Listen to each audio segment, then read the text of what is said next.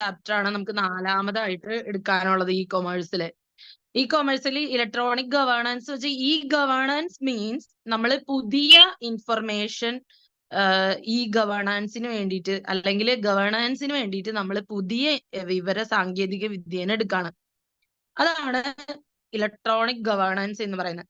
It has made governments more competent and effective to meet newer challenges of public service delivery. അപ്പൊ പൊതു സേവന രംഗത്ത് ആളുകൾക്ക് അല്ലെങ്കിൽ ഗവൺമെന്റിന് പുതിയ ചലഞ്ചുകൾ കൊടുത്തുകൊണ്ട് അതിൽ ഏറ്റവും കോമ്പീറ്റന്റും ഏറ്റവും ഇഫക്റ്റീവ് ആയിട്ടുള്ളതും ഏറ്റവും അതായത് ഒരു ഗവൺമെന്റ് ഭരിക്കുന്ന സമയത്ത് നമ്മൾ എന്താ എക്സ്പെക്ട് ചെയ്യുന്ന ഏറ്റവും ഒരു പ്രജകളുടെ ക്ഷേമം എക്സ്പെക്ട് ചെയ്യുന്നു അല്ലെ. അപ്പൊ ആ പ്രജകൾക്കുടെ ക്ഷേമം അല്ലെങ്കിൽ ആ ആളുകൾക്കുടെ ക്ഷേമം അത്രയും കോമ്പീറ്റന്റ് ആയിട്ടുള്ള അത്രയും ഇഫക്റ്റീവ് ആയിട്ടുള്ള ഒരു മാനേജ്മെന്റിന് വേണ്ടിയിട്ട് ന്യൂവർ ചലഞ്ചസ് പുതിയ ചലഞ്ചസ് ഗവൺമെന്റിന് കൊടുക്കും. So we will discuss the basics. ഈ ചാപ്റ്ററിലാണ് നമ്മൾ ബേസിക് ആയിട്ടുള്ള ഈ ഗവേണൻസിനെ കുറിച്ചുള്ള കാര്യങ്ങൾ അറിയാൻ പോകുന്നത്. The evolution of application of digital technologies. എന്തൊക്കെ പരിണാമങ്ങളാണ് ഡിജിറ്റൽ അല്ലെങ്കിൽ വിവര സാങ്കേതിക വിദ്യയിൽ കൊണ്ടുവന്നിരിക്കുന്നത് ഇൻ ഗവേണൻസ്, അതിന്റെ ആ യൂസ് അല്ലെങ്കിൽ applications and some of the latest digital initiatives. എന്തൊക്കെയായിരുന്നു ലേറ്റസ്റ്റ് ആയിട്ടുള്ള നമ്മുടെ ഡിജിറ്റൽ ഇനിഷ്യേറ്റീവ്സ് എന്നുള്ളതും കൂടിയാണ് നമ്മൾ ഇതിനകത്ത് അറിയാൻ പോകുന്നത്. Government of India.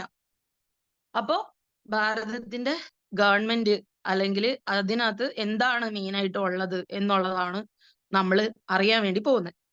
ഇനി മീനിങ് ഓഫ് ഇ ഗവേണൻസ്. എന്താണ് ഇ ഗവേണൻസ് അല്ലെങ്കിൽ ഇലക്ട്രോണിക് ഗവേണൻസ് എന്നുള്ളതാണ് ചോദിച്ചിരിക്കുന്നത്. അപ്പോ ഇ ഗവൺമെന്റ് അല്ലെങ്കിൽ ഇലക്ട്രോണിക് ഗവൺമെന്റ് എന്ന് പറഞ്ഞു കഴിഞ്ഞാല് use of information and communication technologies including internet as A tool. ഒരു ഫങ്ഷനിങ്ങിന്റെ ടൂളായിട്ട് അതിനെ ഇന്റർനെറ്റിനെ നമ്മൾ ഉപയോഗിക്കുന്നു. നമ്മൾ എന്ത് ചെയ്യുന്നു? വിവര സാങ്കേതിക വിദ്യേനെ നമ്മൾ നമ്മുടെ ഒരു IT ടെക്നോളജി ആയിട്ട് മാത്രം നമ്മൾ അതിനെ ഉപയോഗിക്കുന്നുണ്ട്. അപ്പോ ഇലക്ട്രോണിക് ഗവേണൻസ് എന്താണ് എന്നുള്ളത് നമ്മൾ നോക്കാം. For example online application for public services. നമുക്ക് പബ്ലിക് സർവീസിന് നമ്മൾ അക്ഷയയിൽ പോകുന്നു, അല്ലെങ്കിൽ ഒരു പഞ്ചായത്തിൽ ചെന്ന് നമ്മൾ ഒരു കാര്യത്തിന് വേണ്ടി കരടച്ച റെസിപ്റ്റ് ചോദിക്കുന്നു. ഇലക്ട്രോണിക് ആയിട്ടാണ് ഇപ്പൊ മീഡിയംസ് എല്ലാം വർക്ക് ചെയ്തുകൊണ്ടിരിക്കുന്നത് അല്ലെ. അപ്പൊ എല്ലായിടത്തും നമുക്ക് പബ്ലിക് യൂട്ടിലിറ്റീസ് വെബ്സൈറ്റുകൾ യൂസ് ചെയ്യുന്നു, ആപ്സ് യൂസ് ചെയ്യുന്നു. അപ്പോ ഇതെല്ലാം നമ്മുടെ പ്രോസസ്സുകളുടെ ഓട്ടോമേഷൻ. നമ്മൾ ഒരു കുഞ്ഞ് ജനിച്ചു കഴിഞ്ഞാൽ അതിന്റെ ജനന സർട്ടിഫിക്കറ്റ്, അച്ഛന്റെ പേര്, അമ്മയുടെ പേര്, അഡ്രസ്സ്, അതിലാ ജനിച്ച സമയം, ഇതൊക്കെ റെക്കോർഡ് ചെയ്തിട്ടുള്ള ഒരു രേഖ നമുക്ക് ലഭിക്കും. അതുപോലെ ഡെത്ത് സർട്ടിഫിക്കറ്റ്സ് നമുക്ക് മുനിസിപ്പാലിറ്റിയിൽ നിന്ന് കിട്ടും. ഇതിനൊക്കെ നമ്മൾ ഇലക്ട്രോണിക് ആയിട്ടുള്ള പ്രോസസ്സുകളാണ് നടക്കുന്നത്. അല്ലാതെ നമ്മുടെ ഏറ്റവും അടുത്തൊരാൾ അവിടെ ഉണ്ട് എന്ന് പറഞ്ഞ് ചെന്ന് കഴിഞ്ഞാൽ ഒരു പ്രത്യേക ഒരു പ്രിവിലേജ് അവിടെ കിട്ടുന്നൊന്നുമില്ല. നമ്മൾ ഒരു മുനിസിപ്പാലിറ്റിയിൽ ചെല്ലുമ്പോഴോ ഒരു പഞ്ചായത്തിൽ ചെല്ലുമ്പോഴോ ഒക്കെ അവിടെ അവര് രേഖപ്പെടുത്തിയിട്ടിരിക്കുന്ന വിവരങ്ങൾ പ്രകാരം അവര് ഏത് സ്ഥലത്ത് ജീവിച്ചിരിക്കുന്നവരോ ഏത് സ്ഥലത്ത് മരിച്ചവരോ എന്നൊക്കെയുള്ള വിവരങ്ങൾ എടുത്തിട്ട് നമ്മൾ അത് പ്രകാരം ഇലക്ട്രോണിക് ആയിട്ടുള്ള ആ ഡോക്യുമെന്റ്സ് അവർക്ക് അവിടെ കൊടുക്കുന്നു. അപ്പോ ആ ഡിജിറ്റൽ ഒരു ഐഡന്റിറ്റി കാർഡ്, അതുപോലെ തന്നെ നമുക്ക് എന്തായിരിക്കും ഒരാൾക്ക് ഒരു യുണീക്ക് ഐഡന്റിറ്റി കോഡൊക്കെ ഒരു നമ്മുടെ രാജ്യത്തില് നമ്മൾ ഗവൺമെന്റ് ഓഫ് ഇന്ത്യ എന്ന് ഓൾറെഡി പറഞ്ഞ പോലെ ഒരു യുണീക്ക് ഐഡന്റിറ്റി കോഡ് ഉണ്ടായിരിക്കും. അത് പുതുക്കിയ കാർഡുകൾ നമുക്ക് ഉണ്ടായിരിക്കും. അപ്പൊ ഈ governance refers to the application of digital technologies. അപ്പോ നമ്മൾ ഒരാളുടെ തമ്പ്, നമ്മുടെ ഫിംഗർ പ്രിന്റ്, ഓതന്റിഫിക്കേഷൻ ഒക്കെ പലയിടത്തും നമ്മൾ രജിസ്റ്റർ ചെയ്തിരിക്കുന്നുണ്ടാവും. നമ്മുടെ അച്ഛനുള്ളപ്പോ അല്ലെങ്കിൽ നമ്മുടെ അമ്മ, അച്ഛൻ, ആ കുഞ്ഞിന്റെ ഫിംഗർ, ഇതൊക്കെ ഒരു ജനിക്കുന്ന സമയം മുതലേ ഇപ്പൊ എങ്ങനെയാണ് അതെല്ലാം രേഖപ്പെടുത്തി ചെയ്തിട്ടുണ്ടാവും. അപ്പൊ മുന്നുണ്ടായ രേഖകൾ പ്രകാരം ആ രേഖകളുമെല്ലാം ആക്സസ് ചെയ്തിട്ട് അതിനെ ഒരു സേഫ് ആക്കിയിട്ടുണ്ടായിരിക്കും, സെക്യൂർ ആക്കിയിട്ടുണ്ടായിരിക്കും. അതുപോലെ തന്നെ എംപ്ലോയ്മെന്റ് റെക്കോർഡ്സിലും ഒക്കെ നമുക്ക് ഇതിങ്ങനെ ചെയ്ത് വരുന്നത്. അപ്പൊ ഡിജിറ്റൽ ടെക്നോളജീസിന്റെ application. Then differences between e government and e governance. എന്താണ് ഈ ഗവൺമെന്റും ഈ ഗവേണൻസും എന്നുള്ള ഒരു നമ്മുടെ അടുത്ത് ഒരു ഡിസ്ക്രിമിനേഷൻ അല്ലെങ്കിൽ ഒരു തരം തിരിക്കൽ നമ്മുടെ അടുത്ത് ചോദിക്കുന്നുണ്ട്. എന്താണ് ഒരു വ്യത്യാസം? ഈ ഗവേണൻസ് എന്താണ്, ഈ ഗവൺമെന്റ് എന്താണ്? ഗവേണൻസ് എന്ന് പറഞ്ഞ ആ വാക്കിന്റെ അർത്ഥം എന്താണ്? ഭരണം, ഇലക്ട്രോണിക് ആയിട്ടുള്ള മീഡിയത്തിലൂടെയുള്ള ഭരണം. ഇനി ഈ ഗവൺമെന്റ് എന്ന് പറഞ്ഞ എന്താണ്? ആ ഇലക്ട്രോണിക് ആയിട്ടുള്ള മീഡിയത്തിലൂടെ ആ സംവിധാനങ്ങൾ നടത്തപ്പെടുന്ന ആ ഭരണ സംവിധാനം, അതാണ് അതിന്റെ ഡിഫറൻസ്. ആ ഭരണ സംവിധാനം മാത്രമേ ആവുന്നുള്ളൂ. ആ ഭരിക്കുന്ന ഭരണകർത്താക്കൾ എന്നുള്ളതല്ല അതിനർത്ഥം. ആ ഭരണ സംവിധാനം, ഈ ഗവൺമെന്റ്, ദെൻ അല്ലെങ്കിൽ ഈ ഗവേണൻസ് ആൻഡ് ഈ ഗവൺമെന്റ്, മനസ്സിലായോ? ഭരണ സംവിധാനം, ആ ഭരണം. അപ്പോ ഈ government, the use of information and communication technologies including computer, mobile phone. അപ്പൊ നമ്മൾ എന്തൊക്കെ ഉപയോഗിക്കും? നമ്മുടെ computer, laptop, mobile phone, information kiosk, അതായത് വിവര സാങ്കേതിക വിദ്യ, അതിൽ തന്നെയുള്ള ച്യുതികൾ, ഐ മീൻ മാറ്റങ്ങൾ. Then internet, community radio, digital TV. അപ്പൊ നമ്മൾ എന്തെങ്കിലും ഒരു ആകാശവാണി കൊച്ചിൻ കേൾക്കുകയാണെങ്കിൽ കൊച്ചിൻ മീഡിയത്തില് നമുക്ക് കേട്ടുകൊണ്ടിരിക്കുന്നുണ്ടായിരിക്കും. തിരുവനന്തപുരം കേൾക്കുകയാണെങ്കിൽ തിരുവനന്തപുരത്തുള്ളത് നമ്മൾ കേൾക്കുന്നുണ്ടായിരിക്കും. ഓക്കെ.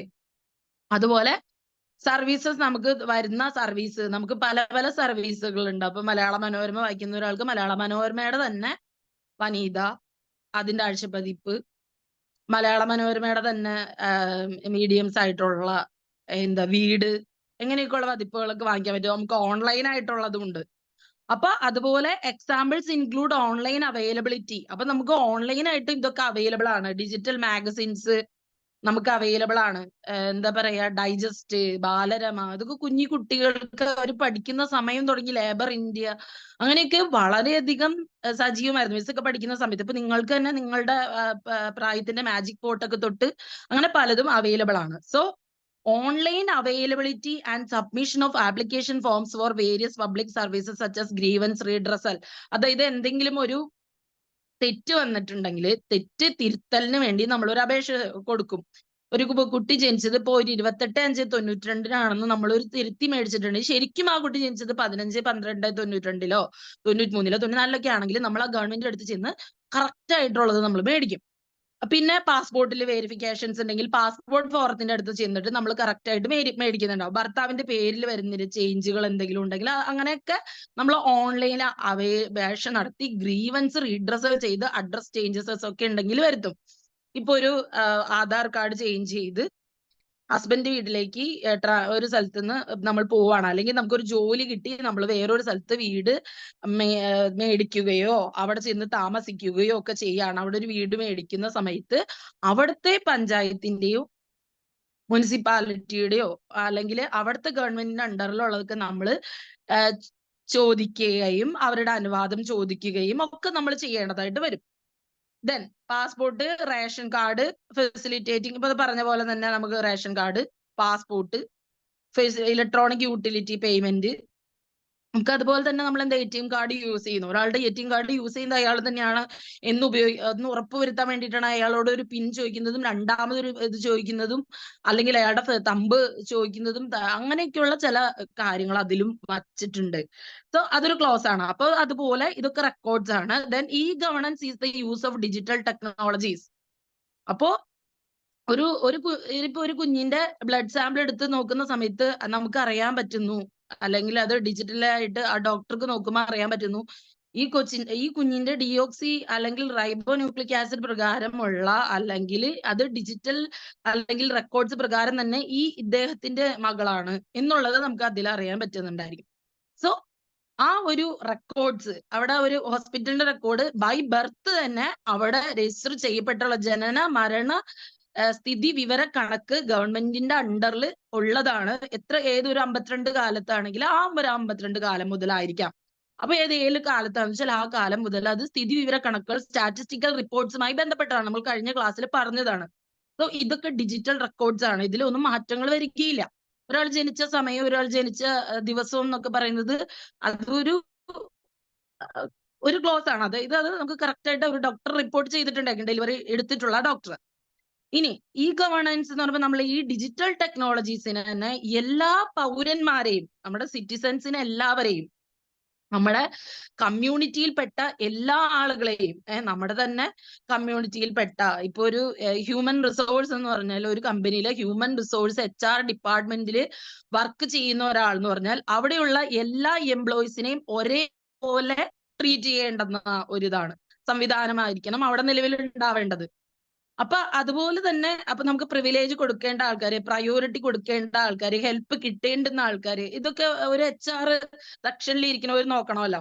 അപ്പൊ അതുപോലെ തന്നെ ആ കമ്മ്യൂണിറ്റി, ഒരു ജനസമൂഹം ഒരു ഗവൺമെന്റിന്റെ അണ്ടറിൽ ഏതൊരു ഭരണ സംവിധാനത്തിന് കീഴിലാണോ അവരുള്ളത്, ആ ഭരണ സംവിധാനത്തിന് കീഴിലുള്ള പറയുന്ന അനുശാസിക്കുന്ന നിയമം പ്രകാരം വേണം അവരവിടെ അതിനകത്ത് ഇൻവോൾവ് ചെയ്യാനുള്ളത് എന്നുള്ളത് നമ്മൾ ഇലക്ട്രോണിക്കലി ആണെങ്കിലും നമ്മൾ ഉറപ്പുവരുത്തണം. അപ്പൊ നമുക്ക് ഒരു പാസോ അല്ലെങ്കിൽ ഒരു ഡിജിറ്റൽ പാസ് നമുക്ക് കിട്ടണമെങ്കിൽ ഇപ്പൊ നമ്മൾ എവിടെയെങ്കിലും പോകുന്ന സമയത്ത് നമുക്കൊരു നമ്മളിപ്പോ ഒരു ലുലുമാൾ പോലെയൊക്കെ ഒരു സ്ഥലത്ത് കയറുന്ന സമയത്ത് നമ്മള് ശരീരത്തില് മറ്റുള്ള വേറെ ഇലക്ട്രോണിക് ഡിവൈസസ് ഒന്നും വേറെ ഇൻസേർട്ട് ചെയ്തിട്ടുള്ള റോബോട്ട് അല്ല എന്നൊക്കെ ഉറപ്പുവരുത്താൻ വേണ്ടി അവർ നമ്മളെ ഒരു കാന്തിക ആകർഷണ വലയത്തിലൂടെ കടത്തിവിടാറുണ്ട്. അതൊരു വെരിഫിക്കേഷൻ ആണ്.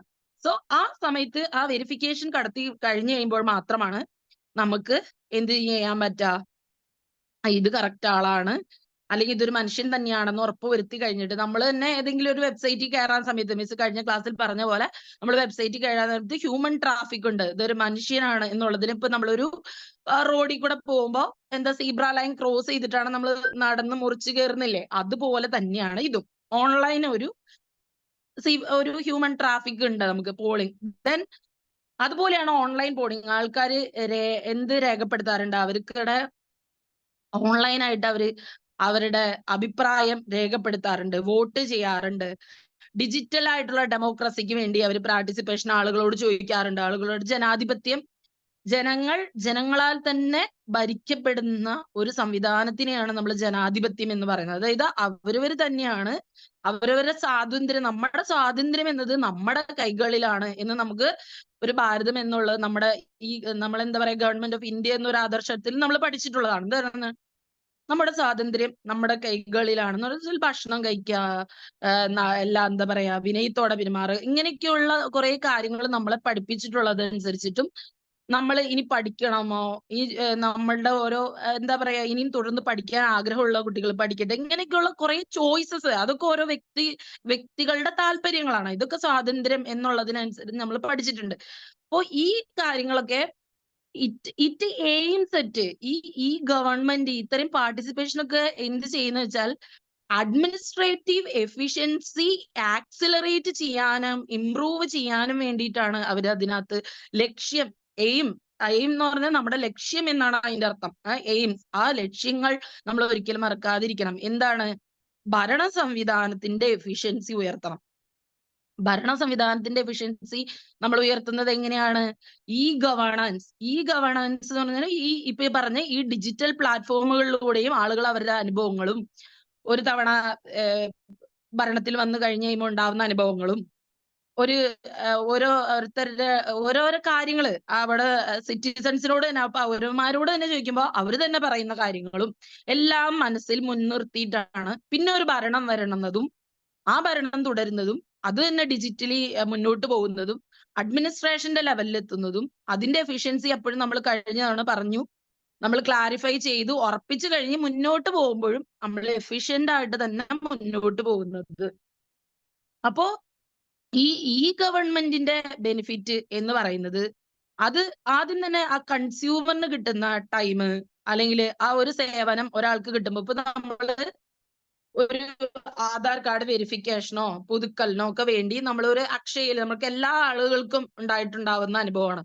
നമ്മൾ ഒരു സ്ഥലത്ത് ചെന്ന് കഴിയുമ്പോൾ എത്ര സമയം നമ്മൾ അവിടെ ചെന്നിരിക്കണം, എത്ര സമയം അവര് അതിനെ റെക്കോർഡ് ചെയ്യാൻ രേഖപ്പെടുത്തുന്നത്, എത്ര സമയത്തിനുള്ളിൽ നമുക്ക് ഇത് പുതുക്കിയ കാർഡും അവർ പറയുന്ന സമയത്തിനുള്ളിൽ നമുക്ക് ഈ കാര്യങ്ങളെല്ലാം കിട്ടുന്നുണ്ടോ, ഇതൊക്കെ ഈ ഗവൺമെന്റിന്റെ കാര്യങ്ങളാണ്, അണ്ടറിൽ വരുന്ന കാര്യങ്ങളാണ്. പക്ഷെ ഇതിനു വേണ്ടി ജോലി ചെയ്യുന്നതും അത് എത്രത്തോളം എഫിഷ്യന്റ് ആണെന്നുള്ളതും ഇതിന്റെ ഉള്ളിൽ വരും.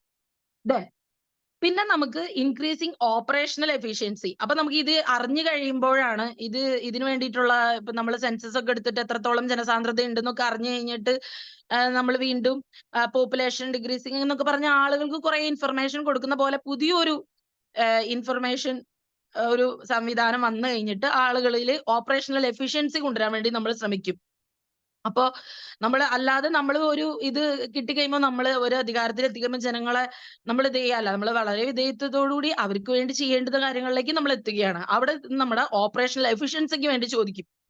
ദെൻ നമുക്ക് അവരെടുത്ത എഫേർട്ട്, നമുക്ക് കൺസ്യൂമർ നമുക്ക് വേണ്ടി എടുത്ത എഫേർട്ട്, നമ്മളെ ഭരണത്തിൽ എത്തിച്ചപ്പോൾ അവരെടുത്ത എഫേർട്ട് അനുസരിച്ച് അവർ നമ്മളോട് ചോദിച്ചിരിക്കുന്ന കാര്യങ്ങൾ അല്ലെങ്കിൽ ആവശ്യപ്പെട്ട് വോട്ട് ചെയ്തൊക്കെ വന്നിരിക്കുന്ന ഡിജിറ്റൽ ആയിട്ടുള്ള പ്ലാറ്റ്ഫോമിലൂടെ വോട്ട് ചെയ്താലും നമ്മളത് തിരിച്ചു കൊടുക്കണം. മീൻസ് അവരുടെ എഫേർട്ടിന് വാല്യൂ ചെയ്യണം. ദെൻ കോസ്റ്റ്, അതുപോലെ അവരുടെ പൈസ, സമയം, ഇതിനെല്ലാം നമ്മൾ വില കൊടുക്കണം.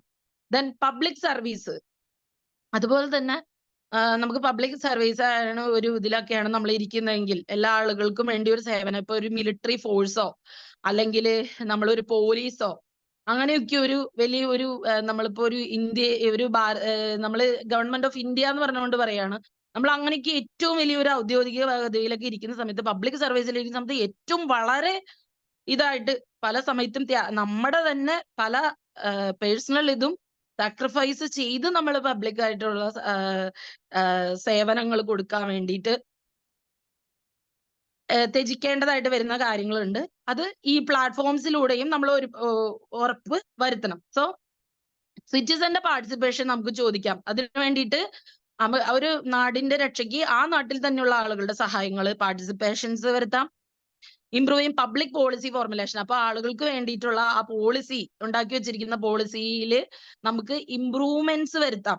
എന്തൊക്കെ ഫോർമുലാസ് ആണ് നമ്മൾ അപ്ലൈ ചെയ്തിരിക്കുന്നത്, അപ്പോ അതിനകത്തൊക്കെ എല്ലാം നമ്മൾ വളരെയധികം എന്താ പറയാ, ആളുകൾക്ക് എന്തൊക്കെയാണ് അവര് ചോദിച്ചിരിക്കുന്നത്, ആ ഒരു കാര്യങ്ങൾ, അവരുടെ അഭിപ്രായങ്ങളെയൊക്കെ രേഖപ്പെടുത്തിക്കൊണ്ട് നമുക്ക് അതിനകത്ത് ആ പോളിസിയിൽ ഇംപ്രൂവ്മെന്റ് വരുത്താം.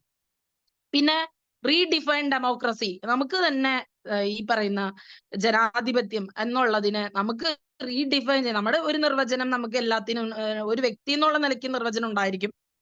പക്ഷെ നിർവചനം സ്വാതന്ത്ര്യം നേടിത്തന്ന ജനതയുടേതായ ഒരു സ്വാതന്ത്ര്യം നമുക്കുണ്ട്. പക്ഷെ നമ്മുടെ പൂർവികന്മാരെയും വരാനിരിക്കുന്ന തലമുറകളെയും അവർക്കും കൂടി ഒക്കെ അവകാശപ്പെട്ട ഒരു രാജ്യം എന്നുള്ള നിലയ്ക്കൊക്കെ നമ്മൾ മനസ്സിലാക്കിക്കൊണ്ട് തന്നെ നമുക്ക് എന്ത് ചെയ്യാം, ഡെമോക്രസീനെ നമ്മൾക്ക് നമ്മുടേതായ ഒരു നിർവചനം, നമുക്ക് നമ്മുടെ സ്വാതന്ത്ര്യത്തെ കുറിച്ച് നമുക്ക് നിർവചിക്കാം. ആൻഡ് കമ്മ്യൂണിറ്റീസ്, നമ്മുടെ ഒരു കമ്മ്യൂണിറ്റിയിൽ എത്തുമ്പോൾ നമ്മൾ ഒരാളുടെയും സ്വാതന്ത്ര്യത്തെ ഹനിക്കാതെയും നമ്മുടെ സ്വാതന്ത്ര്യത്തെ മാനിച്ചുകൊണ്ട് നമ്മുടെ കമ്മ്യൂണിറ്റിക്ക് വേണ്ടി നമുക്ക് ഇത് ചെയ്യാം.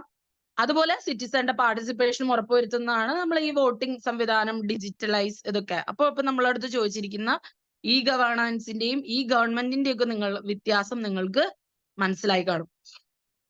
ഇനി നമ്മളടുത്ത് ചോദിച്ചിരിക്കുന്നു, എന്താണ് ഈ കൊമേഴ്സും ഈ ഗവേണൻസും തമ്മിലുള്ള ബന്ധം അല്ലെങ്കിൽ വ്യത്യാസം, ഡിഫറൻസ് ആണ് ചോദിച്ചിരിക്കുന്നത്.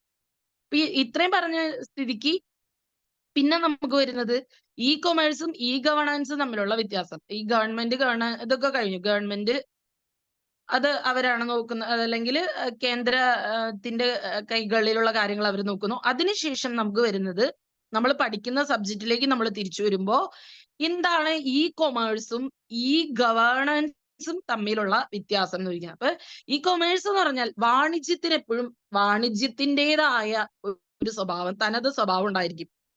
അതായത് കച്ചവടം അല്ലെങ്കിൽ ബിസിനസ് എന്ന് പറഞ്ഞു കഴിഞ്ഞാല്, ഒരു ബിസിനസ്സിന് മാർക്കറ്റിംഗ് ഉണ്ട്, അഡ്വർടൈസിംഗ് ഉണ്ട്, ഒരു ബിസിനസ്സിന് അതിൻ്റെതായിട്ടുള്ള സ്പെഷ്യലൈസ്ഡ് ഏരിയാസ് ഉണ്ട്, ഒരു ബിസിനസ്സിന് അതിൻ്റെതായിട്ടുള്ള വ്യവസായത്തിന്റെ വിജയങ്ങളുണ്ട്, വിജയത്തിന്റെ തന്ത്രങ്ങളുണ്ട്.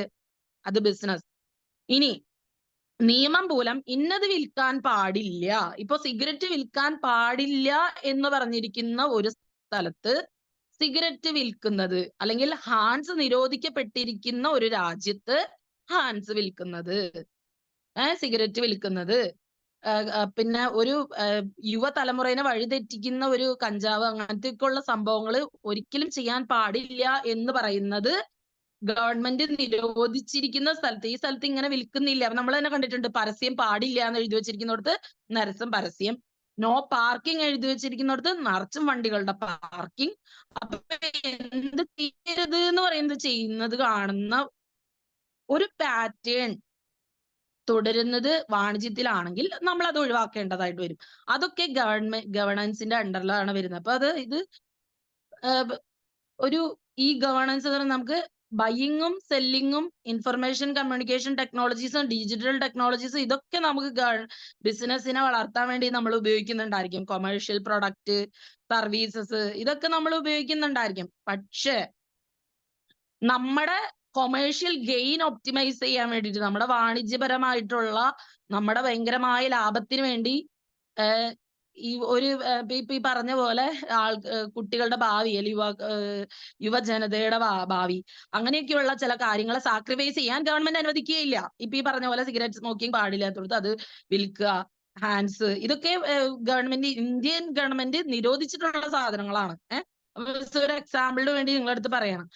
അപ്പോ ഈ ഗവൺമെന്റ് ഫോക്കസ് ഓൺ ആപ്ലിക്കേഷൻ, അപ്പൊ നമുക്ക് ICT എന്ന് പറഞ്ഞ ഇൻഫർമേഷൻ കമ്മ്യൂണിക്കേഷൻ ടെക്നോളജി എന്നൊക്കെ ഉള്ളത് നമ്മൾ അപ്ലൈ ചെയ്യുന്നതെന്ന് വെച്ചാൽ ഒരു പബ്ലിക് സർവീസ് ഡെലിവറി, നമുക്കൊരു പൊതു സംവിധാന അല്ലെങ്കിൽ ഒരു പൊതു സംവിധാനം ഇത് നമ്മൾ ഇവിടെ ചെന്ന് നിൽക്കുമ്പോ നമ്മൾ എത്ര വലിയ രാജാവിന്റെ മകനാണ്, അല്ലെങ്കിൽ നമ്മൾ ഏറ്റവും വലിയ ഇപ്പൊ ഇപ്പൊ ഈ പ്രധാനമന്ത്രിയുടെ മകളോ, അല്ലെങ്കിൽ ഒരു ഏറ്റവും പറഞ്ഞ ഈ ദേശീയ ഒരു മന്ത്രിയുടെ, സഹകരണ മന്ത്രിയുടെ മകൾ, അങ്ങനെയൊക്കെ പറഞ്ഞാൽ പോലും നമ്മൾ ഒരു ഈശ്വരന്റെ മുന്നിൽ ചെന്ന് നിൽക്കുമ്പോ നമ്മൾ ഈശ്വരന്റെ അടുത്താണ് എന്ന് നമ്മൾ വിചാരിക്കുന്നില്ലേ? പുസ്തകത്തിന് മുന്നിൽ നിൽക്കുമ്പോൾ നമ്മുടെ ടീച്ചറിന്റെ മുന്നിൽ നിൽക്കുമ്പോൾ നമ്മൾ ടീച്ചറാണ് എന്ന് വിചാരിക്കുന്നത് പോലെ, നമ്മുടെ അച്ഛന്റെ മുന്നിൽ കാലുമ തൊടുമ്പോൾ നമ്മുടെ അച്ഛനാണ് എന്ന് വിചാരിക്കുന്ന ആ വിധേയത്വം, അതുപോലുള്ള കാര്യങ്ങള് ആളുകളെടുത്ത് നമ്മൾ എൻഷുർ ചെയ്യാനായിട്ട് നമ്മൾ ഉറപ്പുവരുത്താൻ ചില സമയത്ത് നമ്മൾ ഗവൺമെന്റിനോട് ചോദിക്കുന്ന ചില സാഹചര്യങ്ങൾ ഉണ്ടായിരിക്കും. അവിടെ നമ്മൾ വാണിജ്യത്തിന്റെ ഈ കൊമേഴ്സും ഈ ഗവേണൻസും തമ്മിലുള്ള വ്യത്യാസം വരുന്നത് അവിടെയാണ്. അപ്പോ ഗവൺമെന്റ് ഈ മുകളിലിരിക്കുന്ന പബ്ലിക് ഡൊമൈൻ എന്ന് പറയുന്ന സംഭവം, അല്ലെങ്കിൽ പബ്ലിക് സർവീസ് ഡെലിവറി എന്ന് പറയുന്നത് വളരെ ഇൻക്ലൂസീവും വളരെ റെസ്പോൺസീവുമായിട്ട് ഗവേണൻസ് ഗവൺമെന്റ് ഇങ്ങനത്തെ ആയിരിക്കണം, ട്രാൻസ്പെറന്റ് ആയിരിക്കണം. നമുക്കെന്ന് പറഞ്ഞൊരു ഭരണത്തിലല്ല നമ്മൾ ഇരിക്കുന്നത്, ജനങ്ങൾക്ക് എന്നും പറഞ്ഞൊരു ഭരണത്തിലിരിക്കുകയാണ്. അപ്പൊ we should be very transparent. അപ്പൊ നമ്മൾ വളരെ ക്ലിയർ ആയിരിക്കണം, നമ്മുടെ കാര്യങ്ങൾ വളരെ ക്ലിയർ ആയിരിക്കണം. ആൻഡ് പാർട്ടിസിപ്പേറ്ററി, അതായത് നമുക്ക് വേണ്ടി നമ്മൾ കറക്റ്റ് ആയിട്ടുള്ളത് അടിച്ചമർത്താം, അങ്ങനെ ഒരു ഇതല്ല. പാർട്ടിസിപ്പേറ്ററി, നമ്മളും കൂടി പങ്കെടുക്കുന്ന ഒരു പാർട്ടിസിപ്പേറ്റീവ് ആയിട്ടുള്ള ഒരു ഇതാണ് നമുക്ക് ഭരണമായിരിക്കും നമുക്ക് ഉണ്ടാവുക. അത് ഇലക്ട്രോണിക്കലി ആണെങ്കിലും അങ്ങനത്തെ ഒരു ഗവൺമെന്റ് ആണ് നമുക്ക് ആവശ്യം, ജനതയ്ക്ക് ആവശ്യം, യുവതലമുറയ്ക്ക് ആവശ്യം, എല്ലാവർക്കും ആവശ്യം. അപ്പൊ the motivational objectives and deliverables are very different in both the cases. അപ്പൊ ഈ രണ്ട് കാര്യത്തിലും ഒബ്ജക്റ്റീവ്സ് ഡിഫറെന്റ് ആണ്. അതായത് എങ്ങനെയാണെന്ന് വെച്ച് കഴിഞ്ഞാല്, ഒന്ന് ഭരണമാണ് ചിന്തിക്കുന്നതെങ്കിൽ ഒന്ന് ബിസിനസ്, കച്ചവടത്തിന്റെ തന്ത്രമാണ്. കച്ചവടത്തിന്റെ തന്ത്രം വേണ്ട എന്ന് പറയുന്നവനെ കൂടി വേണം എന്ന് പറയിപ്പിക്കുന്നതാണ് ബിസിനസിന്റെ തന്ത്രം. മിസ് പറയുന്നത് നിങ്ങൾക്ക് മനസ്സിലാവുന്നുണ്ടെന്ന് മിസ് വിചാരിക്കുന്നു. വേണ്ട, ഇപ്പൊ നമ്മളൊരു സാധനം മേടിക്കാൻ പോകുമ്പോ ഇപ്പൊ മിസ് ഒരു 100 രൂപയും കൊണ്ട് സാധനം മേടിക്കാൻ ചെല്ലുമ്പോ മിസ്സിന്റെ മനസ്സിലെ ചിന്ത എങ്ങനെയാണ്? മിസ്സിന് 10 25 രൂപയില് ആ ചെലവ് ഒതുക്കിയിട്ട് ബാക്കി പൈസ സൂക്ഷിക്കണം. വരവിൽ കൂടിയ ചെലവ് ചെയ്ത് കഴിഞ്ഞാൽ നമ്മുടെ വീടിന്റെ ബജറ്റ് തകരാറിലാവും. അപ്പോ ഓരോ വീട്ടിലെയും ബജറ്റ് തകരാറിലായി കഴിഞ്ഞാല് നമ്മുടെ സമൂഹത്തിന്റെ ബജറ്റ്, കുടുംബങ്ങളുടെ ബജറ്റ്, അങ്ങനെ ബജറ്റുകൾ തകരാറിലാവും. അപ്പൊ അത് വരാതിരിക്കാൻ വേണ്ടി നമ്മൾ എന്താ ചെയ്യുക? വരവിൽ കൂടി ചെലവ് ചെയ്യാതിരിക്കണം. പക്ഷെ ബിസിനസ് എങ്ങനെയാണ്? അവരവരുടെ ലാഭത്തിൽ വളരെയധികം ചിന്തിക്കുകയുണ്ടാവും. അപ്പൊ ലാഭത്തിൽ ചിന്തിക്കുമ്പോൾ എങ്ങനെയാണ്? നമ്മൾ കൊമേഴ്സ് ആണ് പഠിക്കുക അല്ലെ? അപ്പൊ നമ്മൾ ലാഭത്തിൽ ചിന്തിക്കുമ്പോൾ നമ്മൾ എന്താ ചിന്തിക്കുക? ഇവർക്ക് ഇതും കൂടി ആവശ്യമുള്ളതായതുകൊണ്ട് ഈ ഒരു ബിസിനസ് പ്രപ്പോസൽ അവരുടെ അടുത്ത് വെക്കും, ഇത് വാങ്ങിച്ചോളൂ, ഇതും കൂടി വച്ചോളൂ, ഇതും കൂടി ഫ്രീ ആണ്, അല്ലെങ്കിൽ ഇതും കൂടി മേടിക്കൂ, ഇങ്ങനെയൊക്കെയുള്ള കുറച്ച് നയങ്ങൾ വെക്കും. പക്ഷെ അത് അതിന്റെ ലക്ഷ്യം, ബിസിനസിന്റെ ലക്ഷ്യമാണ് പ്രോഫിറ്റ് ഇല്ലാതെ ബിസിനസ്സിന് നിലനിൽക്കാൻ പറ്റില്ല. പക്ഷേ ഇനി അതൊരു കസ്റ്റമറിനെ സംബന്ധിച്ച്, കസ്റ്റമർ വേണ്ട എന്ന് പറഞ്ഞ സാധനം വേണ്ട എന്ന് പറഞ്ഞ് തിരിച്ചെത്തി. ഇനി ഗവൺമെന്റ് എങ്ങനെയാണ്? കസ്റ്റമറിന് ദോഷമുള്ള ഒരു വസ്തു കച്ചവടത്തിൽ ഇരിക്കാതെയും മായം വരാതെ, മായമില്ലാത്ത വെളിച്ചെണ്ണ വേണം, പച്ചക്കറികള് മായമില്ലാത്ത ഭക്ഷണം വേണം. ആളുകൾ ഈ ഭക്ഷണം കഴിച്ചത് കൊണ്ട് അവരുടെ ആരോഗ്യം നഷ്ടപ്പെടരുത്. അപ്പൊ ഒരു ഹോസ്പിറ്റൽ ഒരു ബിസിനസ് ആണ്. ഹോസ്പിറ്റലിന്റെ ചിന്ത എന്താണ്? എല്ലാ ആൾക്കാരും രോഗം വന്നാൽ ഇപ്പൊ ഒരാൾക്കാർ ഡോക്ടർ പറയാണ്, ദൈവമേ പേഷ്യൻസ് ഉണ്ടായില്ലെങ്കിൽ ഇത് സംഭവിക്കുകയില്ല, എന്ത് കിട്ടില്ല, ജോലി ഉണ്ടാവില്ല, അങ്ങനെയല്ല. പക്ഷെ പേഷ്യൻസ് ദൈവത്തോട് പ്രാർത്ഥിക്കുന്നതായിരിക്കും, ദൈവമേ അസുഖങ്ങൾ ഇങ്ങനെ വന്നു കഴിഞ്ഞാല് എന്തായി തീരും എന്ന് പറയും. അതേ ഒരു ഡിഫറൻസ് ആണ് നമുക്ക് എവിടെ വരുന്നത്? ഈ ഗവൺമെന്റ്, ഈ ബിസിനസ്, ഈ കൊമേഴ്സ് എന്നൊക്കെ പറയാം. അപ്പൊ നമ്മള് ഇലക്ട്രോണിക്കലി സാധനങ്ങൾ വാങ്ങിക്കുന്നത് എന്തുകൊണ്ടായിരിക്കും? നമ്മൾ ഡയറക്ട്ലി പർച്ചേസ് ചെയ്യുന്നതിനേക്കാൾ കുറച്ചും കൂടി പ്രോഫിറ്റ് കിട്ടാൻ വേണ്ടിയിട്ട്, അല്ലെങ്കിൽ കുറച്ചും കൂടി ലാഭം നമുക്ക് കസ്റ്റമർ ഉണ്ടാവാൻ വേണ്ടിയിട്ട് നമ്മൾ ഓൺലൈൻ ഡെലിവറി ഒക്കെ ചെയ്യുമ്പോൾ ചിലപ്പോൾ 100 രൂപയ്ക്ക് അല്ലെങ്കിൽ 250 രൂപയ്ക്ക്, ഇപ്പൊ കഴിഞ്ഞ ക്ലാസ്സിൽ പറഞ്ഞതൊക്കെ നിങ്ങൾ ശ്രദ്ധിച്ച് പഠിച്ചിട്ടുണ്ടോന്ന് അറിയില്ല, ആ സാരിയൊക്കെ കിട്ടും. നമ്മൾ ഡയറക്റ്റ് മേടിക്കുമ്പോൾ ചിലപ്പോൾ 1000 രൂപയായിരിക്കും. അപ്പൊ ആ ഒരു പ്രോഫിറ്റ്. പിന്നെ ഇനി ഇവിടെ നമുക്ക് ഡിഫറന്റ് ആയ ഒരു കേസാണ് ഗവൺമെന്റിന്റെ അണ്ടറിലുള്ളത്. അപ്പൊ ഗവൺമെന്റിന്റെ അണ്ടറിലുള്ള കാര്യങ്ങൾ എങ്ങനെയാണ്, അത് ഗവൺമെന്റ് വളരെയധികം സൂക്ഷിക്കേണ്ട കാര്യമാണ്. എങ്ങനെയാ നോക്കുന്നേ? ആവശ്യമില്ലാത്ത മായം ചേർത്തത്, ആളുകൾക്ക് ഒരു പരിധിയിൽ കൂടുതൽ, അതായത് എന്താ പൂഴ്ത്തിവയ്പ്, കരിഞ്ചന്ത, ഇത്തരം വാണിജ്യ തട്ടിപ്പുകളൊന്നും പാടില്ല എന്നാണ് നിയമം. ബിസിനസിന്റെ ലോ ഉണ്ട്. ആ ലോ, ലേബറിന്റെ ലോ, ബിസിനസിന്റെ ലോ, ഇൻഡസ്ട്രിയൽ ലോ, ഇതൊക്കെ ഗവൺമെന്റിന്റെ അണ്ടറിലുള്ളതാണ്. അതൊക്കെ ഗവൺമെന്റ് ഉറപ്പുവരുത്തണം. അതായത് ആളുകൾക്ക് ദോഷം വരുന്ന സാധനങ്ങളൊന്നും, നിറത്തിൽ മായം ഇതൊന്നും ചേർക്കുന്നില്ല, വെളിച്ചെണ്ണ ആവശ്യത്തിൽ കൂടുതൽ ചേർക്കുന്നില്ല, ഒരു പ്രൊഡക്റ്റിൽ ഇത്രയും പരിധിയിൽ കൂടുതൽ ടോട്ടൽ ഫാറ്റി മാറ്റർ ഇത്രയ്ക്ക് അധികം ഇല്ലാത്ത സോപ്പുകൾ വിറ്റ് കഴിഞ്ഞാൽ സ്കിന്നിൽ ഡിസീസസ് വരും. ഇങ്ങനെയുള്ളതൊക്കെ എൻഷുർ ചെയ്തിട്ട് വേണം എന്ത് ചെയ്യാനായിട്ട്, ഒരു പ്രോഡക്റ്റ് മാർക്കറ്റിൽ എത്താൻ എന്ന് ഉറപ്പുവരുത്താനുള്ളത് ഗവൺമെന്റിന്റെ ഭാഗത്തുള്ളതാണ്. അപ്പൊ ഇത് രണ്ടാണ്. അതാണ് ഇതിന്റെ ഡിഫറൻസ്.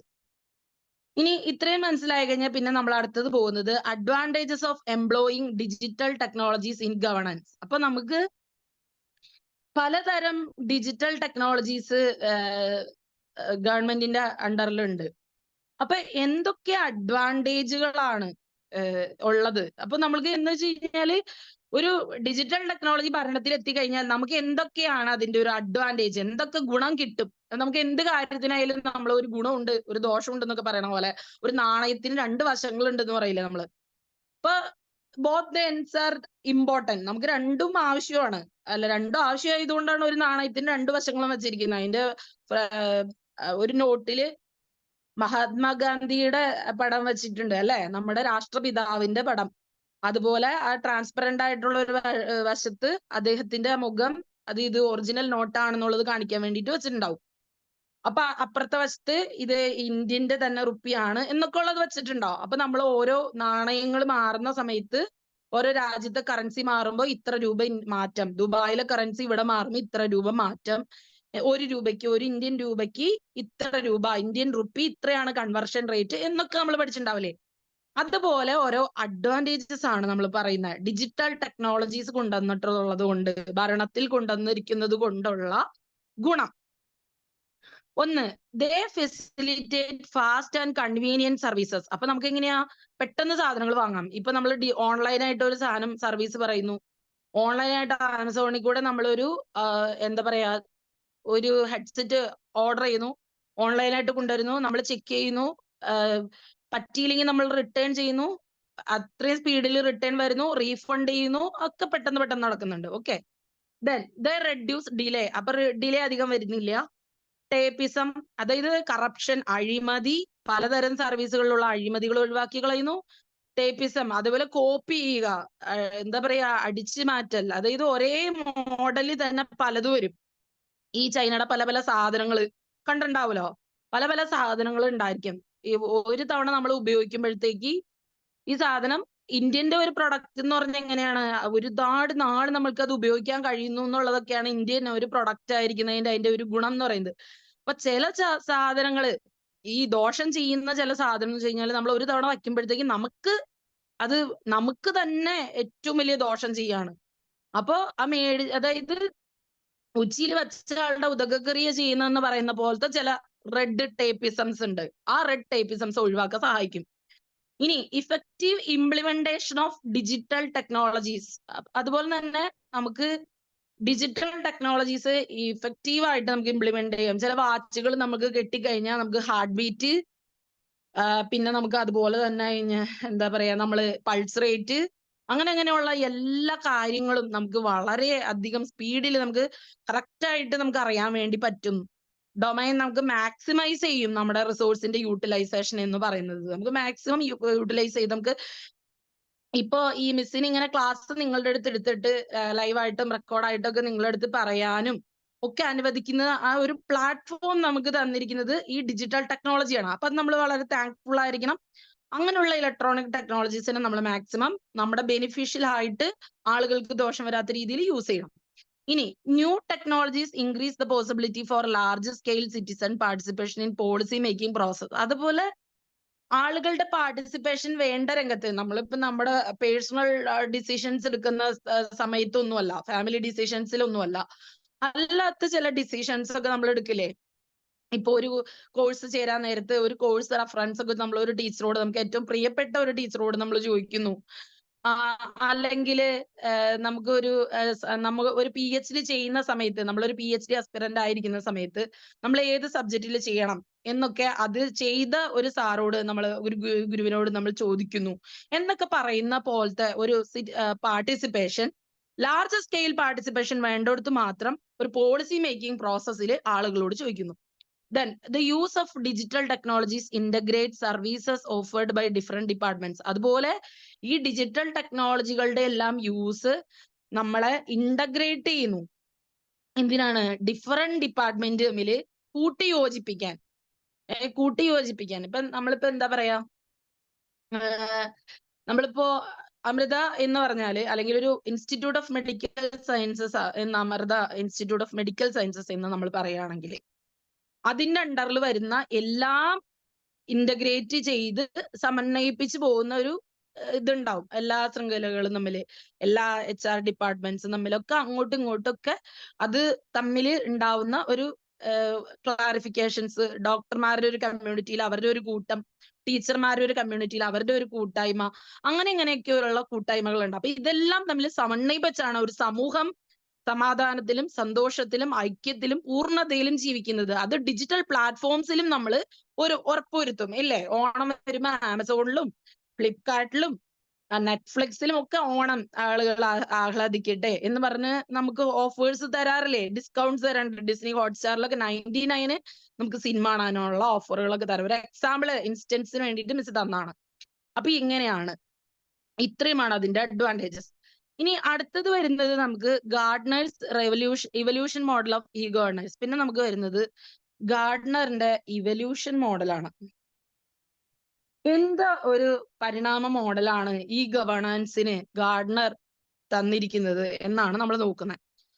അതിൽ ഒന്നാമത്തെ ഫേസ് എന്ന് പറയുന്നത് പ്രസൻസ് ആണ്. നമ്മൾ ഒരു ഭരണത്തിലുള്ള അല്ലെങ്കിൽ ഒരു ഫേസ് ഇൻഫർമേഷൻ പ്രൊവൈഡ് ചെയ്യുന്ന ഒരു വെബ്സൈറ്റ് എന്ന് പറയുന്നത് ഒരു പാസീവ് നേച്ചറിലുള്ളതാണെങ്കിൽ, ഇപ്പൊ ഒരു ഒന്നിനോട് റിയാക്ട് ചെയ്യാത്ത ഒരു പാസീവ് നേച്ചറിലുള്ള ഒരു ഡെഡ് അവസ്ഥയിലുള്ള ഒന്നാണെങ്കിൽ അതിൽ നമ്മൾ ഇങ്ങനെ കുത്തി കുത്തി ഓരോന്ന് ചോദിച്ചിട്ട് ഇങ്ങനെ കുത്തി കുത്തി വേദനിപ്പിച്ചിട്ട് കാര്യമില്ല എന്ന് പറയണ പോലെ, എന്താണ് നമ്മൾ പ്രസൻസ് ഓഫ് മൈൻഡ് എന്ന് പറയുന്ന പോലെ ഒരു സാധനം നമ്മൾ ഗവേണൻസിലുണ്ട്. നമ്മുടെ ഭരണത്തിലെ ആളുകൾ എന്ത് പറഞ്ഞാലും, അല്ലെങ്കിൽ ആൾക്കാർ എത്ര അപേക്ഷിച്ചാലും, അല്ലെങ്കിൽ ആൾക്കാർ ഇതിൽ മാറ്റം പറയുമ്പോഴും ഒന്നും കണ്ടില്ല കേട്ടില്ല ബാധിക്കില്ല, ഇങ്ങനത്തേക്കുള്ള ഒരു ഈ ഗവേണൻസ് അല്ലെങ്കിൽ ഇലക്ട്രോണിക് ഗവേണൻസ് അവിടെ ചോദിക്കുന്നില്ല.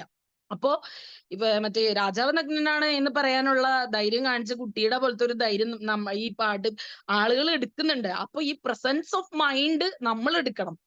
പ്രസൻസ് ഓഫ് മൈൻഡ് അല്ലെങ്കിൽ പ്രസൻസ്, അത് ഒരു നിയമമാണ് ഗാർഡ്നർ വച്ചിരിക്കുന്നത്. ഗാർഡ്നറിന്റെ ഇവല്യൂഷൻ മോഡലില് പറഞ്ഞിരിക്കുന്ന ഒരു പരിണാമം വരും. നമ്മൾ എന്നും നമ്മളൊരു കട്ടിൽ കൊണ്ട് പനിച്ചുകൊണ്ടിരിക്കാൻ പറ്റാത്ത പോലെ ഒരു അവസ്ഥയാണ് നമ്മുടെ ഈ ഗവേണൻസിൽ നമ്മൾ വരുത്തേണ്ട മാറ്റങ്ങൾ വരുത്തുക. അപ്പൊ ഒരു ഫിനാൻസ് മിനിസ്റ്റർ വരെ പറയുന്നു ഇങ്ങനെയാണ് പോയിക്കൊണ്ടിരിക്കുന്നത്, ധനകാര്യത്തിൽ വന്നിരിക്കുന്ന ചുതികൾ ഇങ്ങനെയൊക്കെയാണ്, ഇവിടേക്ക് ഇങ്ങനെ കുറവുകൾ വന്നിരിക്കുന്നു, ഇവിടേക്ക് ഇങ്ങനെ അട്ടിമറികൾ വന്നിരിക്കുന്നു, ഖജനാവിൽ നിന്ന് ഇതെല്ലാം പോയിരിക്കുന്നു.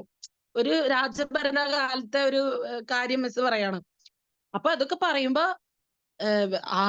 രാജാവ് ഇതിനെക്കുറിച്ച് വളരെ ഉത്കൃഷ്ടമായിട്ട് ചിന്തിച്ച്, അല്ലെങ്കിൽ ആ മാറ്റങ്ങൾ കൊണ്ടുവരാനുള്ള ഒരു മനസ്സിന്റെ ആ ഉദ്ദിഷ്ടതയും ജാഗ്രതയും ഉള്ള ഒരാളായിരിക്കണം എന്നുള്ളതാണ് ഈ പ്രസൻസ് എന്നുള്ള ആ ഒരു തത്വത്തിൽ അവർ കൊണ്ടുവന്നിരിക്കുന്നത്.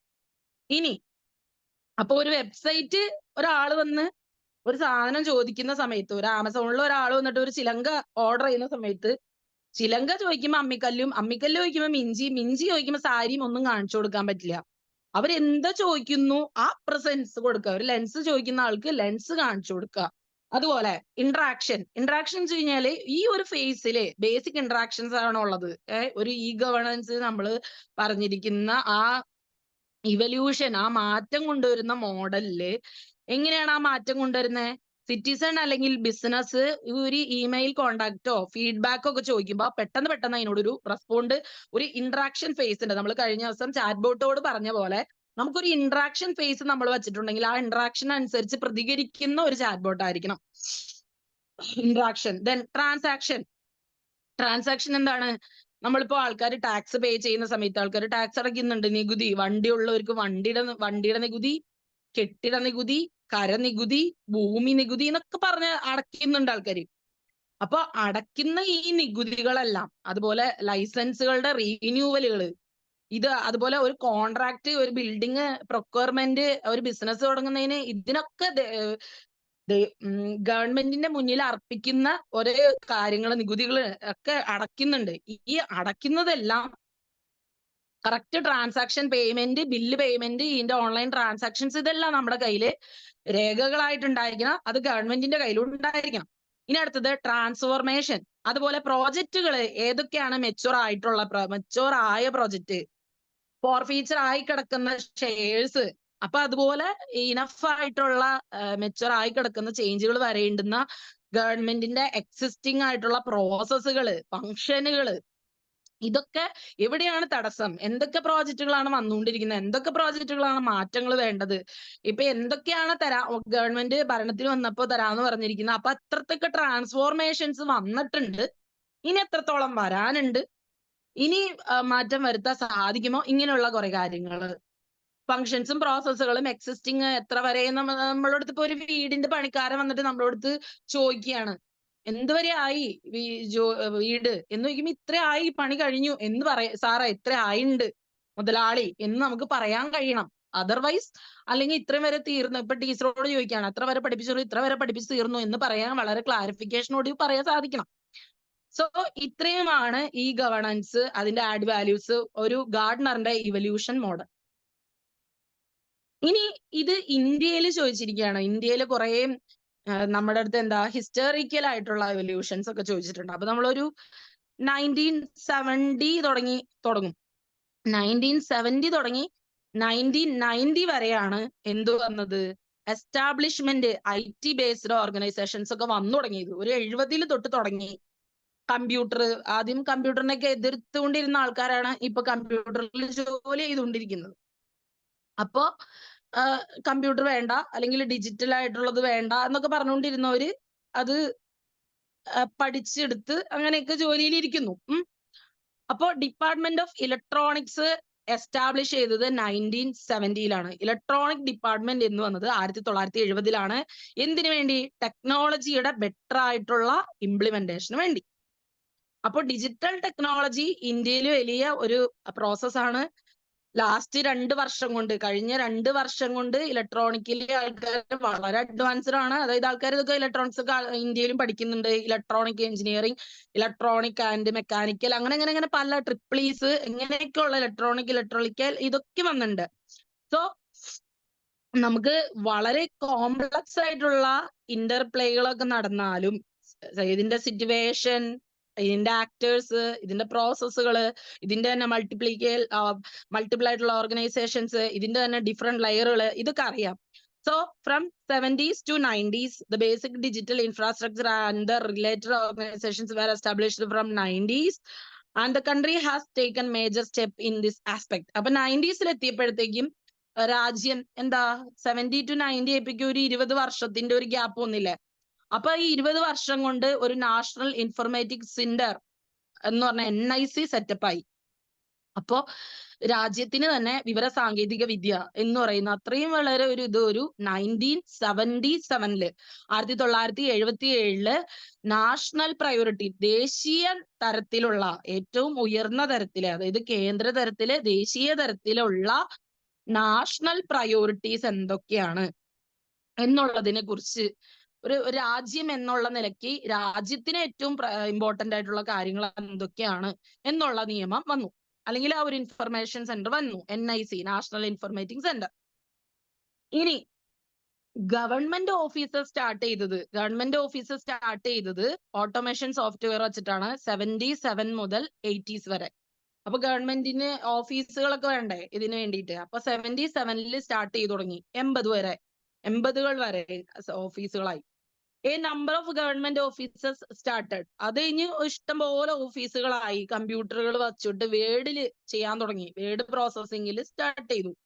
പിന്നെ 80s 80കളുടെ തുടക്കത്തില് ഒരുപാട് ഡിപ്പാർട്ട്മെന്റുകൾ വന്നു IT ഉപയോഗിച്ചുകൊണ്ട്. അതായത് ഒരു ഹോസ്പിറ്റലിൽ പോയി കഴിഞ്ഞാൽ IT, ഒരു ഹോസ്പിറ്റലൊക്കെ എങ്ങനെയാണെന്ന് വെച്ച് കഴിഞ്ഞാൽ ഒരു പേഷ്യന്റിന്റെ full detail full history, case history ഒക്കെ കൊടുക്കുന്ന ഒരു സംവിധാനം IT-യുമായി റിലേറ്റ് ചെയ്ത് വന്നു. ഒരു ടീച്ചർക്കാണെങ്കിൽ ഒരു കൊച്ചിന്റെ ഡീറ്റെയിൽസ് എടുക്കാൻ സമയത്ത് എല്ലാ കാര്യങ്ങളും എടുക്കാവുന്ന ഒരു സംവിധാനം, അങ്ങനെയൊക്കെയുള്ള സംവിധാനങ്ങൾ കുറെ അധികം വന്നു. റിലേറ്റഡ് ആക്ടിവിറ്റീസിനെ കണക്ട് ചെയ്യുന്നത് വന്നു. അങ്ങനെ റോബോട്ടിക്സ് വരെ എത്തി നമ്മള്. ഓക്കെ, ഇനി national satellite based computer network NIC net, അതിന്റെ പേര് അതാണ് NIC നെറ്റ് എന്ന് വെച്ചാൽ national satellite based computer network എന്ന് പറയുന്നത്. അപ്പൊ അത് VSAT, അതൊക്കെ 87ലാണ് നമുക്ക് വന്നത്. 1987ലാണ് നമ്മുടെ ഭാരതത്തില്, നമ്മുടെ ഇന്ത്യ മഹാരാജ്യത്ത് VSAT-ഉം NIC NET ഒക്കെ വന്നത് 87. ഓക്കെ, NIC NET സപ്പോർട്ട് ചെയ്തു എന്തിനെ? ഡിസ്ട്രിക്റ്റിന്റെ തന്നെ ഓഫീസുകളെ. അപ്പോ നമ്മുടെ ജില്ലാ തലത്തിലുള്ള ഓഫീസുകളെ സഹായിച്ചതാണ് ഈ പറയുന്ന NIC NET-ഉം VSAT-ഉം. അത് കഴിഞ്ഞ് 80കളിലും 90കളിലും ആയിട്ട് ഇഷ്ടം പോലെ ഇലക്ട്രോണിക് ഗവൺമെന്റ് ഇനിഷ്യേറ്റീവുകൾ വന്നു. അതിന്റെ മെയിന്റനൻസുകൾ വന്നു, ഭൂമികളുടെ തന്നെ തരംതിരിക്കൽ റെക്കോർഡുകൾ വന്നു, യൂട്ടിലിറ്റി പേയ്മെന്റുകൾ വന്നു. എമർജിങ് ആയിരുന്നു, അപ്പുറത്തും ഇപ്പുറത്തും സെൻട്രൽ, അതായത് കേന്ദ്ര തലത്തിലും സംസ്ഥാന തലത്തിലും നിലവിൽ വന്നു. കേന്ദ്ര തലത്തിലും സംസ്ഥാന തലത്തിലും വന്നു കേട്ടോ.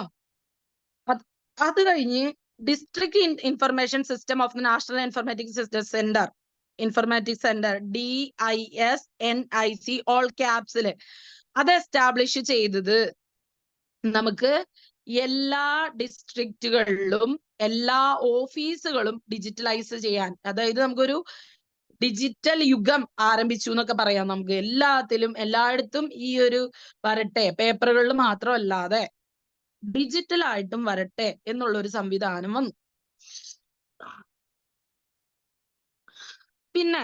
പിന്നെയാണ് നമുക്ക് 90കളിൽ നിന്നാണ് ആ വളർച്ച ആരംഭിച്ചത്. അത് ഇപ്പോ വരെ till now growth of governance in India, ഭാരതത്തില് 1990കൾ മുതൽ ഈ നിമിഷം വരെ എത്രത്തോളം വളർച്ച ഉണ്ടായിട്ടുണ്ട് എന്നാണ് ചോദിക്കുന്നത് ഇലക്ട്രോണിക് ഗവേണൻസിന്. അപ്പൊ 1990കൾ എങ്ങനെയായിരുന്നു? Online railway reservation system prominent ആയിരുന്നു. എന്ന് വെച്ച് കഴിഞ്ഞാല് നമുക്ക് എങ്ങനെയാ ടിക്കറ്റ് എടുക്കുന്നത്? ഈ ടിക്കറ്റിംഗ് സംവിധാനം, നമ്മൾ ടിക്കറ്റ് എടുക്കുക എന്നുള്ളത് ഒന്ന് ഓൺലൈൻ ആക്കി റിസർവ് ചെയ്യുക എന്നുള്ളതിന്റെ ആ ഒരു സംവിധാനം നമുക്ക് അതാക്കാൻ വേണ്ടി ത്വരിതപ്പെടുത്താനുള്ള ശ്രമങ്ങൾ ആരംഭിച്ചു ആ സമയത്ത് ടിക്കറ്റിങ്ങിന് വേണ്ടിയിട്ട്. റെയിൽവേ എന്നൊക്കെ പറയുന്നത് കേന്ദ്ര മന്ത്രാലയത്തിന്റെ കീഴിലാണ് നമുക്ക് റെയിൽവേ ഉള്ളത്. പിന്നെ national task force NTF on information technology software development. അതുപോലെ തന്നെ 1998ലാണ്, മെയ് 98ലാണ് 1998 മെയ്, അവിടെയാണ് നമുക്ക് NTF ഇൻഫർമേഷൻ ടെക്നോളജിയും സോഫ്റ്റ്വെയർ ഡെവലപ്മെന്റും ഒക്കെ നമുക്ക് മെയ് മാസത്തില് നമുക്കെന്ന് പറഞ്ഞ് എന്താ പറയാ, ഒരു സോഫ്റ്റ്വെയർ ഡെവലപ്മെന്റ് ഒരു ഇന്ത്യ ഗവൺമെന്റ് ഡിസൈഡ് ചെയ്തത് ICT-നെ യൂസ് ചെയ്യാൻ ഒരു ടൂളായിട്ട് ഉപയോഗിച്ചേക്കാം ഫങ്ഷനിങ്ങിന് വേണ്ടി, കോൺഫ്രോണ്ട് ചെയ്യുന്നതിന് വേണ്ടി. കോൺഫ്രോണ്ട് ചെയ്യുന്ന പറഞ്ഞാൽ എന്താ ചെയ്യാ? എതിർക്കുക, നമ്മുടെ ശക്തമായ സുരക്ഷ ഉറപ്പുവരുത്തുക. രാജ്യത്തിന്റെ സുരക്ഷ എന്ന് പറയുന്നത് ഏറ്റവും പ്രയോറിറ്റിയിലുള്ള ഒരു കാര്യമാണ്. ദേശീയ തലത്തിലുള്ള രാജ്യത്തിന്റെ സുരക്ഷ എന്ന് പറയുന്നത്. രാജ്യത്തിന്റെ സുരക്ഷ നമ്മൾ എല്ലാ രാജ്യങ്ങളോടും ഐക്യമുള്ള ഒരു രാജ്യമാണ് ഇന്ത്യ, അറിയാലോ. രാജ്യത്തിനോടും ഐക്യമുള്ള, നാഷണൽ ആയിട്ടുള്ള, നമ്മുടെ ഐക്യരാഷ്ട്ര സംഘടനയിലൊക്കെ അംഗമായിട്ടുള്ള ഒരു രാജ്യമാണ് നമ്മുടെ ഭാരതം എന്ന് പറയുന്നത്. അപ്പോ എന്നാലും രാജ്യത്തിന്റെ സുരക്ഷ, എല്ലാ രാജ്യങ്ങളെന്ന പോലെ ഭാരതത്തിന്റെയും സുരക്ഷ ഉറപ്പുവരുത്താനുള്ള ഒരു സംവിധാനത്തിനെ ഒരു കോൺഫ്രോണ്ടിങ് ടെക്നോളജി ആയിട്ട് എടുക്കാമെന്ന് ഭാരതവും തീരുമാനിച്ചത് 1998 മെയ്യിലാണ്. The information technology act 2000 2000 IT act നിലവിൽ വന്നു. ഇൻഫർമേഷൻ ടെക്നോളജി ആക്ട് എന്ന് പറയുന്നത് 2000 ആണ്ടിലാണ് വന്നത്. ഒരു ലീഗൽ ഫ്രെയിംവർക്ക് ആണ് വന്നത്. ഇനി ലീഗൽ ഫ്രെയിംവർക്ക്, അതായത് നമുക്ക് ഒരു നിയമപരമായ ഫ്രെയിംവർക്ക് ഉണ്ട് എല്ലാത്തിനും. ഇപ്പൊ ജനനം, മരണം, വിവാഹം, ഇതൊക്കെ ഗവൺമെന്റിന്റെ അണ്ടറിൽ രജിസ്റ്റർ ചെയ്യപ്പെടുന്നുണ്ട്. അത് ഗവൺമെന്റിന്റെ കീഴില് നിയമത്തിന്റെ അണ്ടറിൽ ഒരു വ്യവസ്ഥയിലാണ് നമ്മൾ രാജ്യത്ത് ജീവിക്കുന്നത്. ഒരു രാജ്യത്ത് നമ്മൾ ജീവിക്കുന്നത് ഒരു വ്യവസ്ഥ പ്രകാരമാണ്. ഒരു രാജ്യത്തെ പൗരന്മാര് ആ രാജ്യത്തിന് ദോഷമുള്ളത് ചെയ്യാൻ പാടില്ല. ഒരു രാജ്യത്തിന് കീഴിലാണ് എന്ത് വരുള്ളൂ, സംസ്ഥാനവും ജില്ലയും എല്ലാം വരുള്ളൂ. അപ്പോ ആ ഇൻഫർമേഷൻ ടെക്നോളജി ആക്ട് 2000 എന്ന് പറയുന്നത് ഒരു ഡിജിറ്റൽ ഇനിഷ്യേറ്റീവിലേക്ക് നമ്മൾ 2000-ലേക്കാണ് തുടങ്ങിയത്. IT ആക്ട് വന്നു. പിന്നെ the government announced national e governance plan. ഒരു ഇ ഗവേണൻസ് പ്ലാന് കുട്ടികളൊക്കെ IT ഒരു സബ്ജക്റ്റ് ആയിട്ടൊക്കെ പഠിക്കാൻ തുടങ്ങിയത്. മിസ്സൊക്കെ 2007 SSLC എഴുതുന്ന സമയത്താണ് ഇതൊക്കെ IT ഒരു സബ്ജക്റ്റ് ആയിട്ട് പഠിച്ചു തുടങ്ങിയത്. അപ്പൊ അല്ലാതെ 7ാം ക്ലാസ് ഒക്കെ പഠിക്കുന്ന സമയത്ത് അങ്ങനെ നമുക്ക് ചെറിയ ചെറിയ സബ്ജക്റ്റ് ആയിട്ട് ഇങ്ങനെ പഠിച്ചു തുടങ്ങിയിട്ടുണ്ടായിരുന്നുള്ളൂ. അപ്പൊ നമ്മൾ പതുക്കെ ആദ്യമൊക്കെ നമ്മൾ പുസ്തകങ്ങളെ മാത്രം ആശ്രയിച്ച്, ഗുരുകുലങ്ങളെ മാത്രം ആശ്രയിച്ച്, ഗുരുവിൽ നിന്ന് മാത്രം പഠിച്ച് അങ്ങനെയൊക്കെയുള്ള ഒരു ഇതിൽ നിന്നാണ് നമ്മൾ വളർന്നു വന്നത്. ഓക്കെ. അപ്പോ government announced national e governance plan. ഒരു e governance plan government announce ചെയ്തത് ഒരു NEGP 2006-ലാണ് അനൗൺസ് ചെയ്തത്. 2006 അങ്ങനെ ഒരു പ്ലാൻ അനൗൺസ് ചെയ്തു. It had 27 mission. അപ്പൊ അതിന് 27 മിഷൻ മോഡ് പ്രോജക്റ്റുകൾ ഉണ്ടായിരുന്നു. MMPs എത്രയായിരുന്നു? 27 പീസ് MMPs-ലായിരുന്നു. അതായത് പ്രോജക്റ്റുകൾ 27 എണ്ണം വെച്ചിട്ടുണ്ടായിരുന്നു. And 8 components. ഇതിനെല്ലാം കൺവേർട്ട് ചെയ്യാനും അല്ലെങ്കിൽ മേക്ക് ചെയ്യാനും സർവീസുകൾ കോമൺ ഒരു സാധാരണ മനുഷ്യന് ആക്സസ് ചെയ്യപ്പെടാവുന്ന സംവിധാനങ്ങളാവാൻ വേണ്ടിയിട്ട് 8 ഒരു എന്താ പറയാ കമ്പോണന്റുകളെയും കൂടി അതിനോട് ആക്സസ് ചെയ്തു. മൊത്തം 27 + 8 ആയിരുന്നു. MMPs + 8 മിഷൻസും അതിന്റെ കൂടെയുള്ള modes, components. Okay.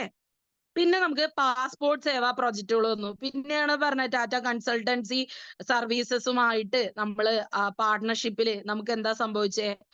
E governance പ്രോജക്റ്റിന്റെ ഭാഗമായിട്ട് നമ്മൾ പാസ്പോർട്ട് സേവാ കേന്ദ്രങ്ങൾ വന്നു. ആളുകൾക്ക് ഒരു രാജ്യത്ത് നിന്ന് മറ്റൊരു രാജ്യത്തേക്ക് സഞ്ചരിക്കണം. നമുക്ക് ഒരു രാജ്യത്തിനകത്ത് സഞ്ചരിക്കണമെങ്കിൽ എന്ത് വേണ്ട? നമുക്ക് പാസ്പോർട്ട് വേണ്ട. സ്വന്തം രാജ്യത്തിനകത്ത് സഞ്ചരിക്കാൻ നമുക്ക് പാസ്പോർട്ട് വേണ്ട.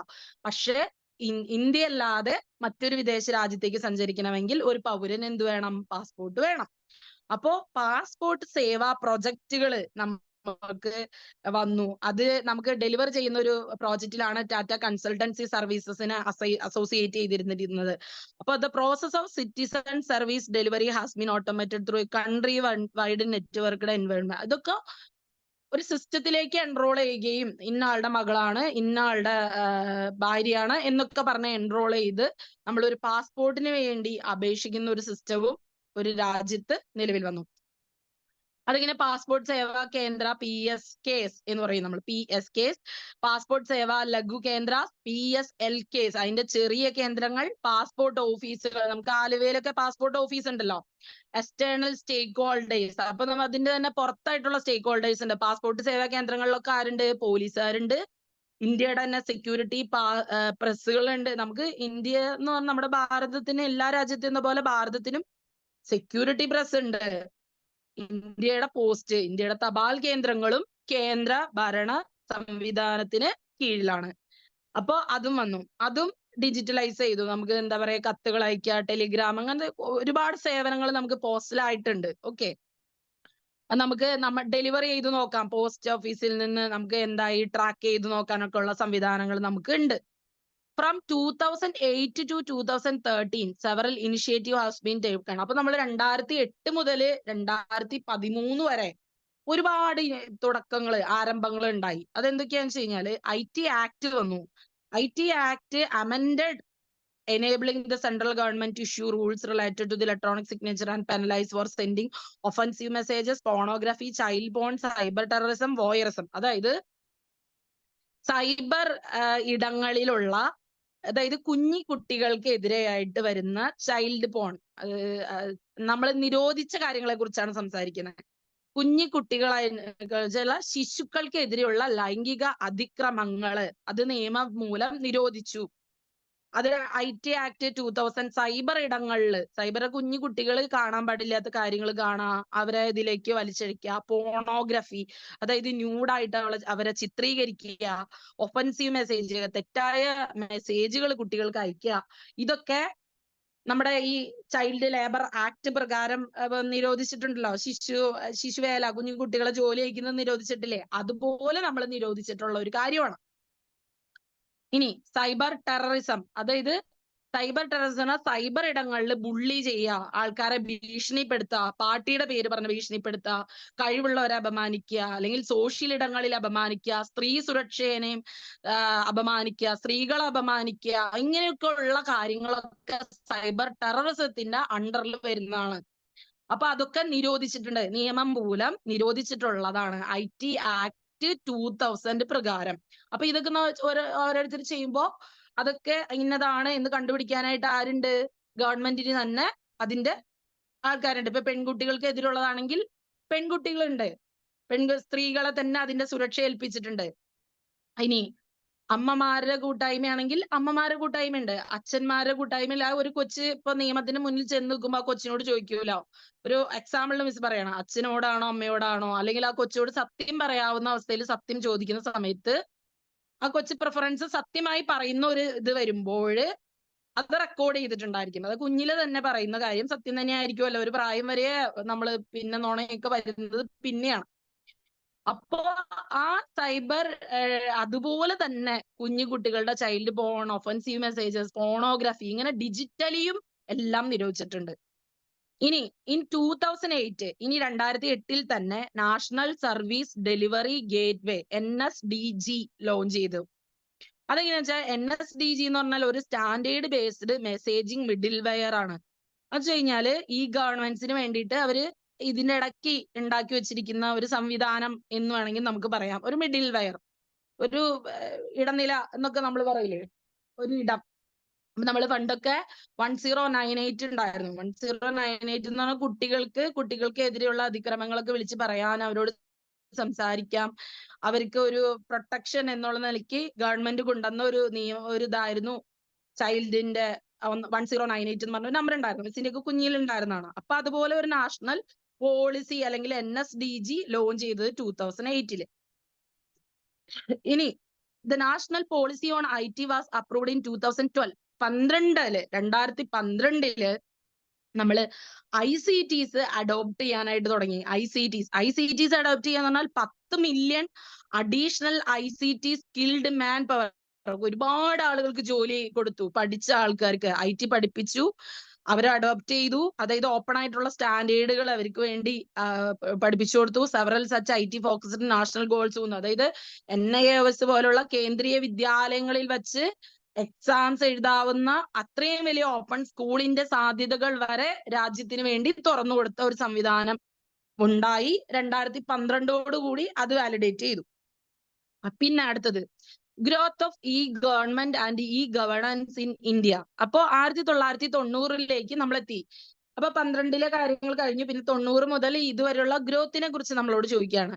ഇൻ 2013 എന്താ സംഭവിച്ചതെന്ന് വെച്ചാൽ GI ക്ലൗഡ് മേഘ്രാജ് എന്ന് പറഞ്ഞ ഒരു സംവിധാനം ഗവൺമെന്റ് അനൗൺസ് ചെയ്തു. മേഘ്രാജ് എന്ന് പറഞ്ഞൊരു സംവിധാനം അനൗൺസ് ചെയ്തതായിട്ട് പറയുന്നു. മിസ്സിന് അതിനെ കുറിച്ച് പുസ്തകങ്ങളിൽ പറഞ്ഞാണ് അറിവ്. It was rolled out to utilize and harness the benefits of cloud computing in governance domain. എന്ന് വെച്ച് കഴിഞ്ഞാല് ഗവൺമെന്റിന്റെ ഡൊമൈനിൽ നമ്മൾ പറഞ്ഞില്ലേ www.upsc.in എന്ന് പറഞ്ഞു കഴിഞ്ഞാല് എന്താണ്, PSC നമ്മൾ ലോഗിൻ ചെയ്തിരിക്കുന്ന ഒരു സംഭവമായിരിക്കും.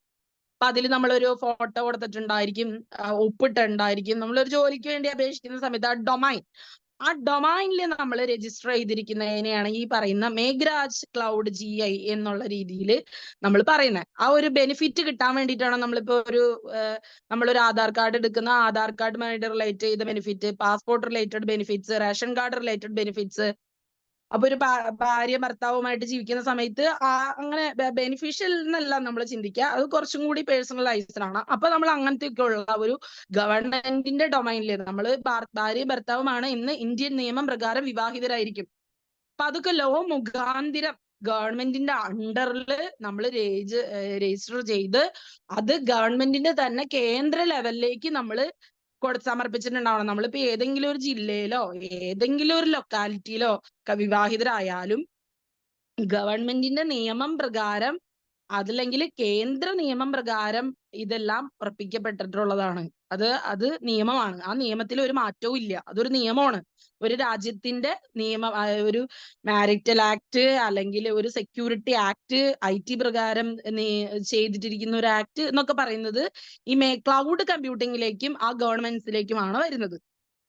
ഇനി 2013 മൊബൈൽ സേവ വന്നു. അതായത് ആളുകൾക്ക് ഒരു വീട്ടിലിരുന്നു കൊണ്ട് തന്നെ പബ്ലിക് സർവീസസ് SMS അയക്കാം, കോൾ വിളിക്കാം, IVRs എടുക്കാം, USSD, CBs, LBs, mobile application ഇങ്ങനെയൊക്കെയുള്ള ചില സംവിധാനങ്ങൾ 2013 വന്നു. അതിന് മുന്നേ തുടങ്ങി പ്രോസസ്സിംഗ് തുടങ്ങിയിട്ടുണ്ടായിരിക്കും. 2013 ആണ് വന്നത്. കാരണം 90s തുടങ്ങിയുള്ള ഗ്രോത്ത് ആണ് നമ്മളോട് ചോദിക്കുന്നത്. Indian citizen engagement platform called MyGovernment.in.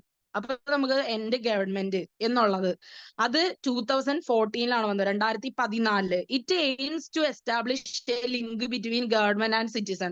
അപ്പോ ആളുകളും രാജ്യം ആർക്ക് കൊടുക്കാം. അപ്പൊ അതായത് നമ്മളിപ്പോ കേന്ദ്ര ഗവൺമെന്റില് ഒരു ജോലി ഉണ്ടെങ്കിൽ ആ ജോലി വെച്ചിരിക്കുന്നത് ഒരാൾക്ക് കൊടുക്കാതിരിക്കാൻ വേണ്ടിയിട്ടല്ല, ആ ജോലിയിൽ ഒരു കറക്റ്റ് ആയിട്ടുള്ള ആൾ വന്നിരിക്കാൻ വേണ്ടിയിട്ടാണ് ആ ജോലി അല്ലെങ്കിൽ ഒരു പൊസിഷൻ ഒരു സ്ഥലത്ത് വെച്ചിട്ടുള്ളത്.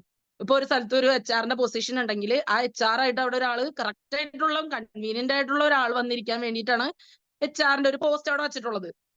അപ്പോ ഒരു രാജ്യത്ത് രാജാവായിട്ടിരിക്കുന്ന ആരായിരിക്കും? അതിനുവേണ്ടി യോഗ്യനായിട്ടുള്ള ഒരാളായിരിക്കില്ലേ ഇരിക്കുന്നത്. അല്ലാതെ വേറെ ചിരിച്ചു കാണിക്കുമ്പോഴത്തേക്കും എല്ലായിടത്തും കൊടുക്കും, രാജ്യത്തെ തന്നെ കൊടുക്കുന്ന ഒരാളെ രാജാവാക്കി വെക്കില്ല എന്ന് പറയുന്നത് പോലെയാണ്.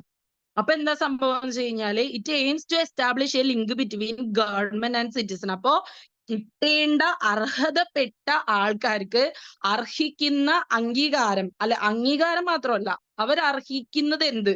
ഇപ്പോ ഭക്ഷണം കിട്ടേണ്ടവര് അല്ലെങ്കിൽ പാർപ്പിടങ്ങള് ആളുകൾക്ക് ഗവൺമെന്റ് ധാരാളം ആളുകൾക്ക് കേന്ദ്ര ഗവൺമെന്റ് സഹായം ചെയ്തു കൊടുത്ത് വീടുകൾ പണിഞ്ഞു കൊടുത്തിട്ടുണ്ട്. ഇഷ്ടംപോലെ ആളുകൾക്ക് എന്താ പറയാ ആരോഗ്യ സഹായങ്ങൾ ചെയ്തിട്ടുണ്ട്. ഉമ്മൻചാണ്ടി സർക്കാരൊക്കെ ഇരുന്ന സമയത്ത് മിസ്സിന്റെ അമ്മയ്ക്കൊക്കെ ഹൃദയത്തിന്റെ പദ്ധതിയിൽ നിന്ന് സഹായം കിട്ടിയിട്ടുണ്ട്. അപ്പൊ നമുക്ക് അങ്ങനെ ഇതൊക്കെ കിട്ടേണ്ട ആളുകൾക്ക്, അർഹിക്കുന്നവർക്ക് അവർക്ക് കിട്ടേണ്ടുന്ന പരിഗണന അല്ലെങ്കിൽ അവർക്ക് കിട്ടേണ്ടുന്ന ചില കാര്യങ്ങൾ ഉണ്ടായിരിക്കുമല്ലോ, ആ കാര്യങ്ങൾ ഒക്കെ കിട്ടാൻ വേണ്ടിയിട്ടാണ് ഒരു MyGovernment.in എന്നുള്ളത് 2014 കൊണ്ടുവന്നത്. ആ പോർട്ടലിന് ഏകദേശം ഒരു 70 ഗ്രൂപ്പുകൾ തന്നെ പല ഗവൺമെന്റ് ഡിപ്പാർട്ട്മെന്റിനുണ്ട്. അതായത് ഓരോ ഗവൺമെന്റ് ഡിപ്പാർട്ട്മെന്റിലും കുറെ അധികം ആളുകൾ അപേക്ഷിച്ചിട്ടുണ്ടാവും. കേന്ദ്ര ഗവൺമെന്റിനോട് അപേക്ഷിച്ചിട്ട് ജോലി നോക്കിയിരിക്കുന്ന കുറെ അധികം കുട്ടികൾ ഉണ്ടാവും. ഇപ്പോഴും ജോലി കിട്ടാണ്ട് അങ്ങനെയുള്ള ആൾക്കാരൊക്കെ ഉണ്ടായിരിക്കും. പിന്നെ കഴിവുണ്ടായിട്ടും ആ ലാസ്റ്റ് റൗണ്ടിൽ നിന്ന് ഇതായിട്ടൊക്കെ പോയി നമ്മുടെ രാജ്യം തോറ്റു പോകുമ്പോ നമുക്ക് ചില സമയത്ത് ഇതൊക്കെ ഉണ്ടാവില്ലേ. അപ്പൊ അതുപോലെ നമ്മൾ കോമ്പീറ്റ് ചെയ്ത് അത്രയും കഴിവും സ്കില്ലുള്ള കുട്ടികള് കാത്തിരിക്കുന്നുണ്ടായിരിക്കും.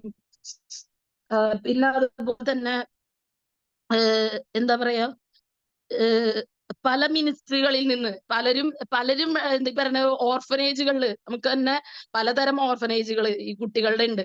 അവിടെ ഈ അഡോപ്ഷൻ എന്നൊക്കെ പറയുന്നത് ഭയങ്കര ഒരു പ്രോസസ്സാണ്. ഒരു കൊച്ചിനെ ഒരു അച്ഛനും അമ്മയും അഡോപ്റ്റ് ചെയ്യാന്നൊക്കെ പറയുന്നത് വളരെ ഒരു വലിയ പ്രോസസ്സാണ്.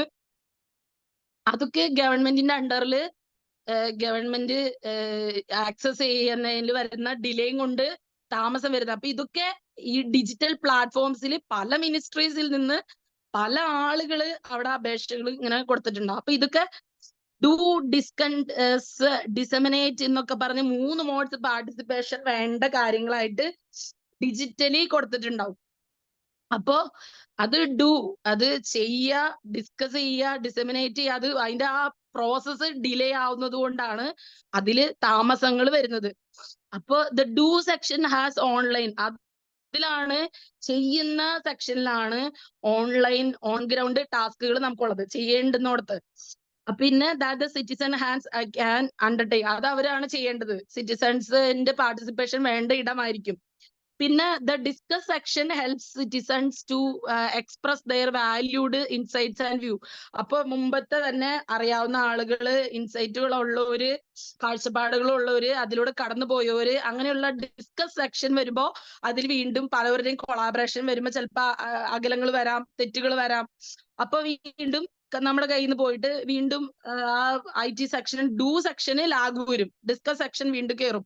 അത് കഴിഞ്ഞ് disseminate has information being categorised. അതായത് ഡിസമിനേറ്റ് എന്ന് പറഞ്ഞാൽ ഇതും തമ്മിലുള്ള തരംതിരി വരുന്ന സ്ഥലത്ത് ഇൻഫർമേഷൻ കാറ്റഗറൈസ് ചെയ്യും. ഇൻഫർമേഷൻ കാറ്റഗറൈസ് ചെയ്ത് പല പല കാറ്റഗറി ആക്കി സ്പ്രെഡ് ചെയ്ത് ബ്ലോഗുകളാക്കും, പിന്നെ അത് ടോക്കുകളാക്കും, പിന്നെ പത്രങ്ങളിൽ ഇൻഫർമേഷൻ ആക്കും, പിന്നെ അത് ഗവൺമെന്റിന് തന്നെ പല പല സൈറ്റുകളായിട്ട് പോയി കിടക്കും. അങ്ങനെയാണ് ഇപ്പൊ നമുക്ക് ഓരോ എന്താ പറയാ, ഒരു രേഖകളില്ലാതെ വൃദ്ധസദനങ്ങളിൽ കിടക്കുന്ന അച്ഛനമ്മമാര്, പിന്നെ ഇതിന്റെയൊക്കെ മക്കളിങ്ങനെ ആക്കിയിട്ട് പോയിട്ട് നോക്കാത്തവരൊക്കെ ഉണ്ട്. പിന്നെ അതുപോലെ തന്നെ കുഞ്ഞു കൊച്ചുങ്ങള് ഈ അമ്മത്തൊട്ടില് അങ്ങനെയൊക്കെയുള്ളത് അവർക്ക് ഒരു കുഞ്ഞിനെ അവിടെ ഇടുമ്പോ തന്നെ അറിയാം അത് ആ അമ്മേന്റെ ആണ്, അമ്മ ഉപേക്ഷിക്കുകയാണ്. അപ്പൊ ചില സമയത്ത് ആ അമ്മ ഉപേക്ഷിക്കുന്നത് ആ കൊച്ചിന്റെ അച്ഛനെ അമ്മേനെ അല്ലെങ്കിൽ ആ കൊച്ചിനെ ഏറ്റെടുക്കാനിട്ടാണ്. ഓക്കെ, അപ്പൊ ദെൻ ആ ചില കാര്യങ്ങളൊക്കെ ഡു ഡിസ്കസ്, എക്സാമ്പിൾ പറയുന്നോണ്ടാണ് ഡു ഡിസ്കസ് ഡിസമിനേറ്റ് എന്നുള്ളത്. ഈ 3 മോഡുകൾ ഇതിൽ കിടക്കുന്നതില് ഈ 70 പോർട്ടൽസ് നമ്മൾ അതുമായിട്ട് അസോസിയേറ്റ് ചെയ്ത് 2014 മൈ ഗവൺമെന്റ് എന്നുള്ളതില് ഗവൺമെന്റ് ചെയ്യേണ്ടുന്ന കാര്യങ്ങളായിട്ട് കിടക്കുന്ന കാര്യങ്ങളാണ്. അപ്പൊ അതിൽ വരുന്ന ഏറ്റവും മെയിൻ ആയിട്ട് ഉള്ളത് അതിന്റെ 70 ഗ്രൂപ്പ്സ് ഉണ്ട്. അതിൽ തന്നെ 3 ഗ്രൂപ്പ് ഉണ്ട്, ഡു, ഡിസ്കസ്, ഡിസമിനേറ്റ്. അപ്പൊ അതില് ഡു ആണ് ഫസ്റ്റ് വരുന്നത്. ഫസ്റ്റത്തെ ആളാണ് ചെയ്യേണ്ടത്, ഫസ്റ്റത്തെ ഒരു ഇതിനാണ് ചെയ്യേണ്ടത്. രണ്ടാമത്തത് ഡിസ്കസ്, മൂന്നാമത്തത് ഡിസമിനേറ്റ്. ഓക്കെ, അടുത്തത് ഇൻ 2015 നാഷണൽ പ്ലാൻ ആയിട്ടുള്ള 2.0 സ്റ്റാർട്ട് ചെയ്തു നമ്മള്. രണ്ടാമത്തെ പ്ലാൻ ഗവൺമെന്റ് കൊണ്ടുവന്നു. The vision of transforming e-governance for transforming governance and had 44 mission mode projects. അപ്പൊ നമുക്ക് തന്നെ MMP എന്ന് പറഞ്ഞ 44 പ്രോജക്റ്റുകളാണ് നമുക്ക് വേണ്ടി കൊണ്ടുവന്നത്. നമ്മുടെ രാജ്യത്തിന് വേണ്ടി 2015 MMP പ്രോജക്റ്റുകൾ 44 കൊണ്ടുവന്നു. MP പ്രോജക്ട്സ് ആയിട്ടുള്ള MMP പ്രോജക്ട്സ്, IT പ്രോജക്ട്സ് 2015 കൊണ്ടുവന്നു. പിന്നെ digital India has announce in 2014. പിന്നെ നമ്മൾ 2014 ഡിജിറ്റൽ ഇന്ത്യ അനൗൺസ് ചെയ്ത പ്രോജക്റ്റ് 2015 ചേഞ്ച് വന്നതുകൊണ്ട് നമ്മൾ ലോഞ്ച് ചെയ്തത്. ഡിജിറ്റലി എംപവർ ചെയ്തു സൊസൈറ്റീനെ, നോളജ് ഇക്കണോമി കൊണ്ടുവന്നു, ആളുകൾക്ക് വിദ്യാഭ്യാസം കൊടുക്കുക, വിവരസാങ്കേതിക ബേസിക് കമ്പ്യൂട്ടർ നോളജ് പോലും ഇല്ലാതിരുന്ന ആളുകൾ പലയിടത്തും ഇപ്പൊ IT-യിൽ ഇരുന്ന് ജോലി ചെയ്യുന്നുണ്ട്. ബേസിക് നോളജ് പോലും ഇല്ല, 10ാം ക്ലാസ്സോ +2 പോലും പഠിച്ചിട്ടില്ലാത്തവർക്കും IT ഉപയോഗിക്കാമെന്നൊരു സംവിധാനം ഗവൺമെന്റ് കൊണ്ടുവന്നതുകൊണ്ട്, പഠിക്കാൻ പറ്റിയത് കൊണ്ടാണ്. ഫോർ ഡിറൈവിംഗ് ഇക്കണോമിക്, സോഷ്യൽ, എൻവയോൺമെന്റൽ ബെനിഫിറ്റ്സ്. അപ്പൊ അത് ഇക്കണോമിക് ആയിട്ടുള്ള ബെനിഫിറ്റ്സ്, അതായത് ഗവൺമെന്റിന്റെ ഒരു ഈ ലോഞ്ച് ചെയ്ത പദ്ധതിയിലൂടെ പലരും ആ ഒരു സംവിധാനത്തിനെ ഭയങ്കരമായിട്ട് ഇത് ചെയ്യുന്നുണ്ട്, മാനിപ്പുലേറ്റ് ചെയ്യുന്നുണ്ട്. ഇക്കണോമിക് ആയിട്ടുള്ള, സാമ്പത്തികമായിട്ട് കൊടുക്കുന്നു, സോഷ്യൽ, ആളുകൾക്ക് വളരെ സോഷ്യലായിട്ട് ചെയ്യേണ്ടുന്ന പരിഗണന ഉള്ള കാര്യങ്ങൾ ചെയ്യുന്നു. എൻവയോൺമെന്റൽ ബെനിഫിറ്റ്സ്, പാരിസ്ഥിതികമായിട്ട്, അതായത് ഈ തൊഴിലുറപ്പ് പദ്ധതിയിലൂടെ തൊഴില്, പശു കൃഷി എന്നൊക്കെ പറഞ്ഞ കുറെ മത്സ്യ വളർത്തൽ, അംഗീകാരം ഇല്ലാത്തവർക്ക്, കിട്ടേണ്ടാത്തവർക്ക് കിട്ടുന്നുണ്ടല്ലോ. അങ്ങനത്തെ സാധനങ്ങൾക്കൊക്കെ വച്ച് മേടിക്കുന്നവരുണ്ട് ഡിജിറ്റൽ ടെക്നോളജിയുടെ ഹെൽപ്പ് കൂടെ. അങ്ങനത്തെ ഡിജിറ്റൽ ഇന്ത്യയിൽ 2015 ഇതിനെക്കുറിച്ച് ഇതിന് വേണ്ടിയിട്ട് ഒരു 2.0 മോഡൽ നമ്മൾ ലോഞ്ച് ചെയ്തു. 2014 പ്ലാൻ ചെയ്തിരുന്നു, 2015 കൊണ്ടുവന്നത്. Digital India. Digital India aims to change India into a digitally empowered society. അപ്പോ ഡിജിറ്റലി എംപവേർഡ് ഒരു സൊസൈറ്റിനെ വേണ്ടിയിട്ടാണ് ഡിജിറ്റൽ ഇന്ത്യ എന്നുള്ള ഒരു ഇത് കൊണ്ടുവന്നത്. ആ ഒരു സൊസൈറ്റി, ഒരു നോളജ് ഇക്കണോമി, ഇതൊക്കെയാണ് നമ്മൾ പ്രതീക്ഷിച്ചിരുന്നത്. 3 വിഷൻ ഏരിയാസ് ആർ, നമുക്ക് 3 വിഷൻ ഏരിയ ഉണ്ട്. Infrastructure as utility to every citizen. അപ്പോ നമ്മുടെ ഇൻഫ്രാസ്ട്രക്ചർ, നമ്മുടെ രാജ്യത്തിന്റെ ഇൻഫ്രാസ്ട്രക്ചർ എന്ന് പറയുന്നത് അതിപ്പോ ആര് വിചാരിച്ചാലും തകർക്കാൻ പറ്റാത്ത ഒരു യൂണിറ്റി ഉള്ള ഒരു കൺട്രിയാണ്. എത്ര എന്തൊക്കെ പറഞ്ഞാലും, ഏതൊക്കെ പുറം രാജ്യത്ത് നിന്നൊക്കെ നമ്മൾ പറഞ്ഞാല് നമ്മുടെ രാജ്യത്തിലേക്ക് നമ്മൾ പോയി ഒരു ആരോ പോയിന്റിലേക്ക് എറിയുന്ന പോലെയാണ്. പക്ഷേ ഇൻഫ്രാസ്ട്രക്ചറിന്റെ വളരെ ശക്തമായ ഒരു ഇൻഫ്രാസ്ട്രക്ചർ IT ഫീൽഡിലും ഉണ്ട്. എല്ലാ ഫീൽഡിലും ഉള്ള പോലെ ഇൻഫ്രാസ്ട്രക്ചർ ഫെസിലിറ്റീസ് എന്ന് പറയുന്നത് IT ഫീൽഡിലും ഉണ്ട്. As a utility to every citizen. അതായത് ഹൈ സ്പീഡ് ഇന്റർനെറ്റ്, അതായത് ആൾക്കാർക്ക് സ്പീഡിലുള്ള ഇന്റർനെറ്റ് കിട്ടി തുടങ്ങി. 3G ആയിരുന്നു, 2G ആയിരുന്നു, 3G ആയിരുന്നു, 4G ആയിരുന്നു, 5G വരെയൊക്കെ ആയി. Internet and secure cyber space for the citizen. അതുപോലെ സെക്യൂർ ആയിട്ടുള്ള ഇടങ്ങളാക്കി. എല്ലാം തമ്മിൽ പാസ്വേഡുകള്, മെയില് എല്ലാം വളരെ വളരെ വളരെ വളരെ കണിശമായിട്ടുള്ള ചെക്കിങ്സ് കഴിഞ്ഞിട്ടാണ് ഇതൊക്കെ എൻറോൾ ചെയ്യുന്നത്. പിന്നെ ഗവൺമെന്റിന്റെയും സർവീസുകളുടെയും ഓൺ ഡിമാൻഡിലെ ഡെലിവറി, അതായത് പബ്ലിക് സർവീസ്. ഇപ്പൊ നമുക്ക് സ്റ്റേഷൻസ് നമ്മൾ വിളിച്ച് പരാതി പറയുമ്പോൾ അത് ഇത് ചെയ്തു തരുന്ന പാനൽസ്, കെൽസ മെമ്പേഴ്സ് പോലത്തെ ഒക്കെ നമുക്ക് ഒരുപാട് ഹെൽപ്പിംഗ് ആയിട്ടുള്ള ലോ പാനൽസ്, പോലീസ്, അങ്ങനെയൊക്കെയുള്ള നമുക്ക് ഒരുപാട് സംവിധാനങ്ങളുണ്ട്. ക്ലൗഡ്, മൊബൈൽ പ്ലാറ്റ്ഫോംസ് ഒക്കെ ഉണ്ട്. നമുക്ക് കേരള പോലീസിന്റെ ഒക്കെ ഇതായിട്ടുള്ളതുണ്ട്. നമുക്ക് ആവശ്യമില്ലാത്ത കാര്യങ്ങൾ വരുമ്പോൾ നമുക്ക് റിപ്പോർട്ട് ചെയ്യാനും ഹെൽപ്പ് ചോദിക്കാനൊക്കെയുള്ള സംവിധാനങ്ങളുണ്ട്. 9 പില്ലേഴ്സ് ഓഫ് ഡിജിറ്റൽ ഇന്ത്യ. പിന്നെ നമ്മുടെ ഈ ഡിജിറ്റൽ ഇന്ത്യയുടെ, നമ്മുടെ ഹരിതഭാരതം എന്നൊക്കെ പറയുന്ന പോലെ, ഹരിതഭാരതം കഴിഞ്ഞിട്ട് നമ്മുടെ ഈ വ്യാവസായിക ഭാരതവും അല്ലാതെ ഡിജിറ്റൽ ഭാരതം, അതായത് ഡിജിറ്റൽ ആയിട്ടുള്ള ഇന്ത്യയുടെ 9 പില്ലറുകൾ എന്തൊക്കെ നമ്മളോട് ചോദിച്ചു കഴിഞ്ഞാൽ നമുക്ക് പറയുകയാണെങ്കിൽ universal access to mobile connectivity. നമുക്ക് ഹൈവേകള്, ബ്രോഡ്ബാൻഡ് ഹൈവേകൾ ഉണ്ട്. ബ്രോഡ്ബാൻഡ് ഹൈവേ, ഇത് നമുക്ക് ബ്രോഡ്ബാൻഡ് കണക്ഷൻ കിട്ടണം. പിന്നെ യൂണിവേഴ്സൽ ആക്സസ്, മൊബൈൽ കണക്ടിവിറ്റിക്ക് നമുക്ക് കിട്ടിയിരിക്കുന്ന യൂണിവേഴ്സൽ ആക്സസ്. ഒന്നും പറഞ്ഞ ഇലക്ട്രോണിക് കൊമേഴ്സിൽ വരുമ്പോ ബിസിനസ് ആണ് മൊത്തം, വ്യവസായം മൊത്തം എന്ന് പറയുന്ന പോലെ universal access, public internet access. അതുപോലെ തന്നെ എല്ലാ ആളുകൾക്കും നെറ്റ് ഉപയോഗിക്കാവുന്ന, ചിലയിടത്ത് ചെല്ലുമ്പോൾ നമുക്ക് പബ്ലിക് വൈഫൈ, ഗവൺമെന്റ് വൈഫൈ, ഒരു ജോലി സ്ഥലത്ത് ചെല്ലുമ്പോൾ അവിടുത്തെ വൈഫൈ, ഇതൊക്കെ ഉണ്ട്. ഈ ഗവേണൻസ്, അതുപോലെ ഇലക്ട്രോണിക് ഗവേണൻസ് വീണ്ടും വന്നു. എന്താണ് നമ്മുടെ ഗവൺമെന്റിന്റെ. പിന്നെ റീഫോമിംഗ് ഗവൺമെന്റ് ത്രൂ ടെക്നോളജി, ടെക്നോളജിയിലൂടെ റീഫോം ചെയ്യപ്പെടുന്നു നമ്മള്. ഈ ഇലക്ട്രോണിക് ഡെലിവറി ഓഫ് സർവീസസ്. അപ്പൊ നമ്മൾ പറഞ്ഞല്ലേ, ആമസോണിൽ കൂടെ ഒക്കെ നമ്മൾ ഡെലിവറി ചെയ്യുന്ന പോലെ നമ്മുടെ സർവീസുകൾ നമുക്ക് അതുപോലെ കിട്ടും. അക്ഷയ ത്രൂ ഒക്കെ നമുക്ക് കിട്ടാറുണ്ട്.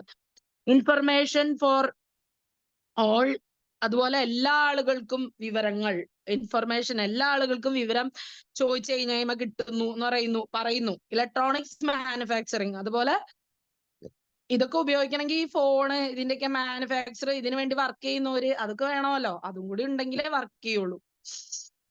പിന്നെ IT ഫോർ ജോബ്സ്, അതുപോലെ ജോലി കിട്ടാൻ വേണ്ടിയുള്ള IT, അതായത് കമ്പ്യൂട്ടർ ഇത്, ആൻഡ് ഏർലി ഹാർവസ്റ്റ് പ്രോഗ്രാംസ്. അതുപോലെ തന്നെ നമ്മള് സമ്പത്ത് കാലത്ത് തൈപത്ത് വെച്ചാലാണ് നമുക്ക് ആപത്ത് കാലത്ത് കാപ്പത്ത് തിന്നാൻ പറ്റുള്ളൂ എന്ന് പറഞ്ഞ പോലത്തെ ഒരു പഴഞ്ചൊല്ലാണ് അവിടെ വരാം. എന്താണ്, നമ്മള് മുമ്പേ ഇട്ടിരിക്കുന്ന നല്ല നന്മയുടെ വിത്തുകൾ, അത് നമ്മൾ കുഴിച്ചെടുക്കുന്ന ഒരു ടൈം പോലെയുള്ള ഏർലി ഹാർവസ്റ്റ്, നമ്മൾ മുമ്പ് ഇട്ടിരിക്കുന്ന നല്ല, നമ്മൾ സാമ്പത്തികപരമായി ചെയ്തിരിക്കുന്ന ഇൻവെസ്റ്റ്മെന്റ്സ്, അതിന്റെയൊക്കെ ഹാർവസ്റ്റ് ചെയ്യുന്ന പ്രോഗ്രാമുകൾ.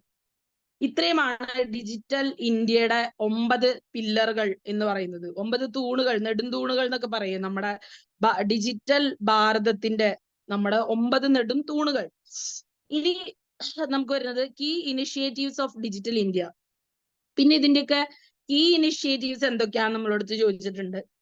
കീ ഇനിഷ്യേറ്റീവ്സ് എന്തൊക്കെയാന്ന് നമുക്ക് ചോദിച്ചു കഴിഞ്ഞാല്, ഈ നാഷണൽ അഗ്രികൾച്ചറൽ മാർക്കറ്റ്, എന്താ പറയുക, നമുക്ക് ഹോർട്ടികോപ്സ് പോലെയുള്ള ഒരു unified national digital market place, എല്ലാവർക്കും വീട്ടിലേക്ക് കമ്മോഡിറ്റി ഒക്കെ കൊണ്ടുവരും, പൈസ അടയ്ക്കാം, ഓഫർ വരും ഓൺലൈനായിട്ട്. ഇങ്ങനെയൊക്കെയുള്ള ഒരു നാഷണൽ അഗ്രികൾച്ചർ ബോർഡ് ഹെൽപ്പ് ചെയ്തിട്ടാണ് വരുന്നത്. കൃഷിക്കാര് അവരുടെ സാധനങ്ങൾ ഈ ഓൺലൈനായിട്ട് ഈ കൃഷിക്കാർ എന്ത് ചെയ്യും, അവർക്ക് അതിൽ കച്ചവടം ചെയ്യാൻ താല്പര്യമുള്ളതായിട്ട് അവർ അതിലേക്ക് കൊടുക്കും. ഇനി കച്ചവടം വയ്ക്കുന്നവര് നിന്ന് മേടിക്കാൻ താല്പര്യമുള്ളവർ മേടിക്കും, അതിനുവേണ്ടി ജോലി ചെയ്യുന്നവര് അതിൽ ജോലി ചെയ്യും. അത് ഈ national agricultural market NAM CAP. ഇനി അടുത്തത് ഫെർട്ടിലൈസർ മോണിറ്ററിംഗ് സിസ്റ്റം. അടുത്തത് കൃഷിയുള്ള ആൾക്കാർക്കാണെങ്കിൽ വളമൊക്കെ വേണ്ടി വരും. അപ്പൊ fertilizers, subsidized fertilizers are delivered to the farmer. ആളുകൾക്ക് വളങ്ങളൊക്കെ കൊടുക്കും, വളം ഡിപ്പോ. നമുക്ക് FACT ഒക്കെ ഉണ്ടായിരുന്നല്ലോ, അതുപോലത്തെ. സോയിൽ ഹെൽത്ത് കാർഡ്, അതുപോലെ മണ്ണിന്റെ ഗുണമേന്മ അളക്കാനുള്ള ഹെൽത്ത് കാർഡുകള്. The soil health card scheme launched in 2015. നമുക്ക് 2015 മണ്ണിന്റെ ഗുണമേന്മ അളക്കുന്നത്. Integrated nutrition management of the soil through judicious use of chemical fertilisers. അപ്പൊ നമുക്ക് അറിയാൻ പറ്റും കെമിക്കൽസ് എന്തെങ്കിലും ചേർത്തിട്ടുണ്ടോ, നല്ല മണ്ണാണോ. നല്ല മണ്ണാണോ എന്ന് നോക്കിയിട്ടല്ലേ നമ്മള് വിത്തിടണോ.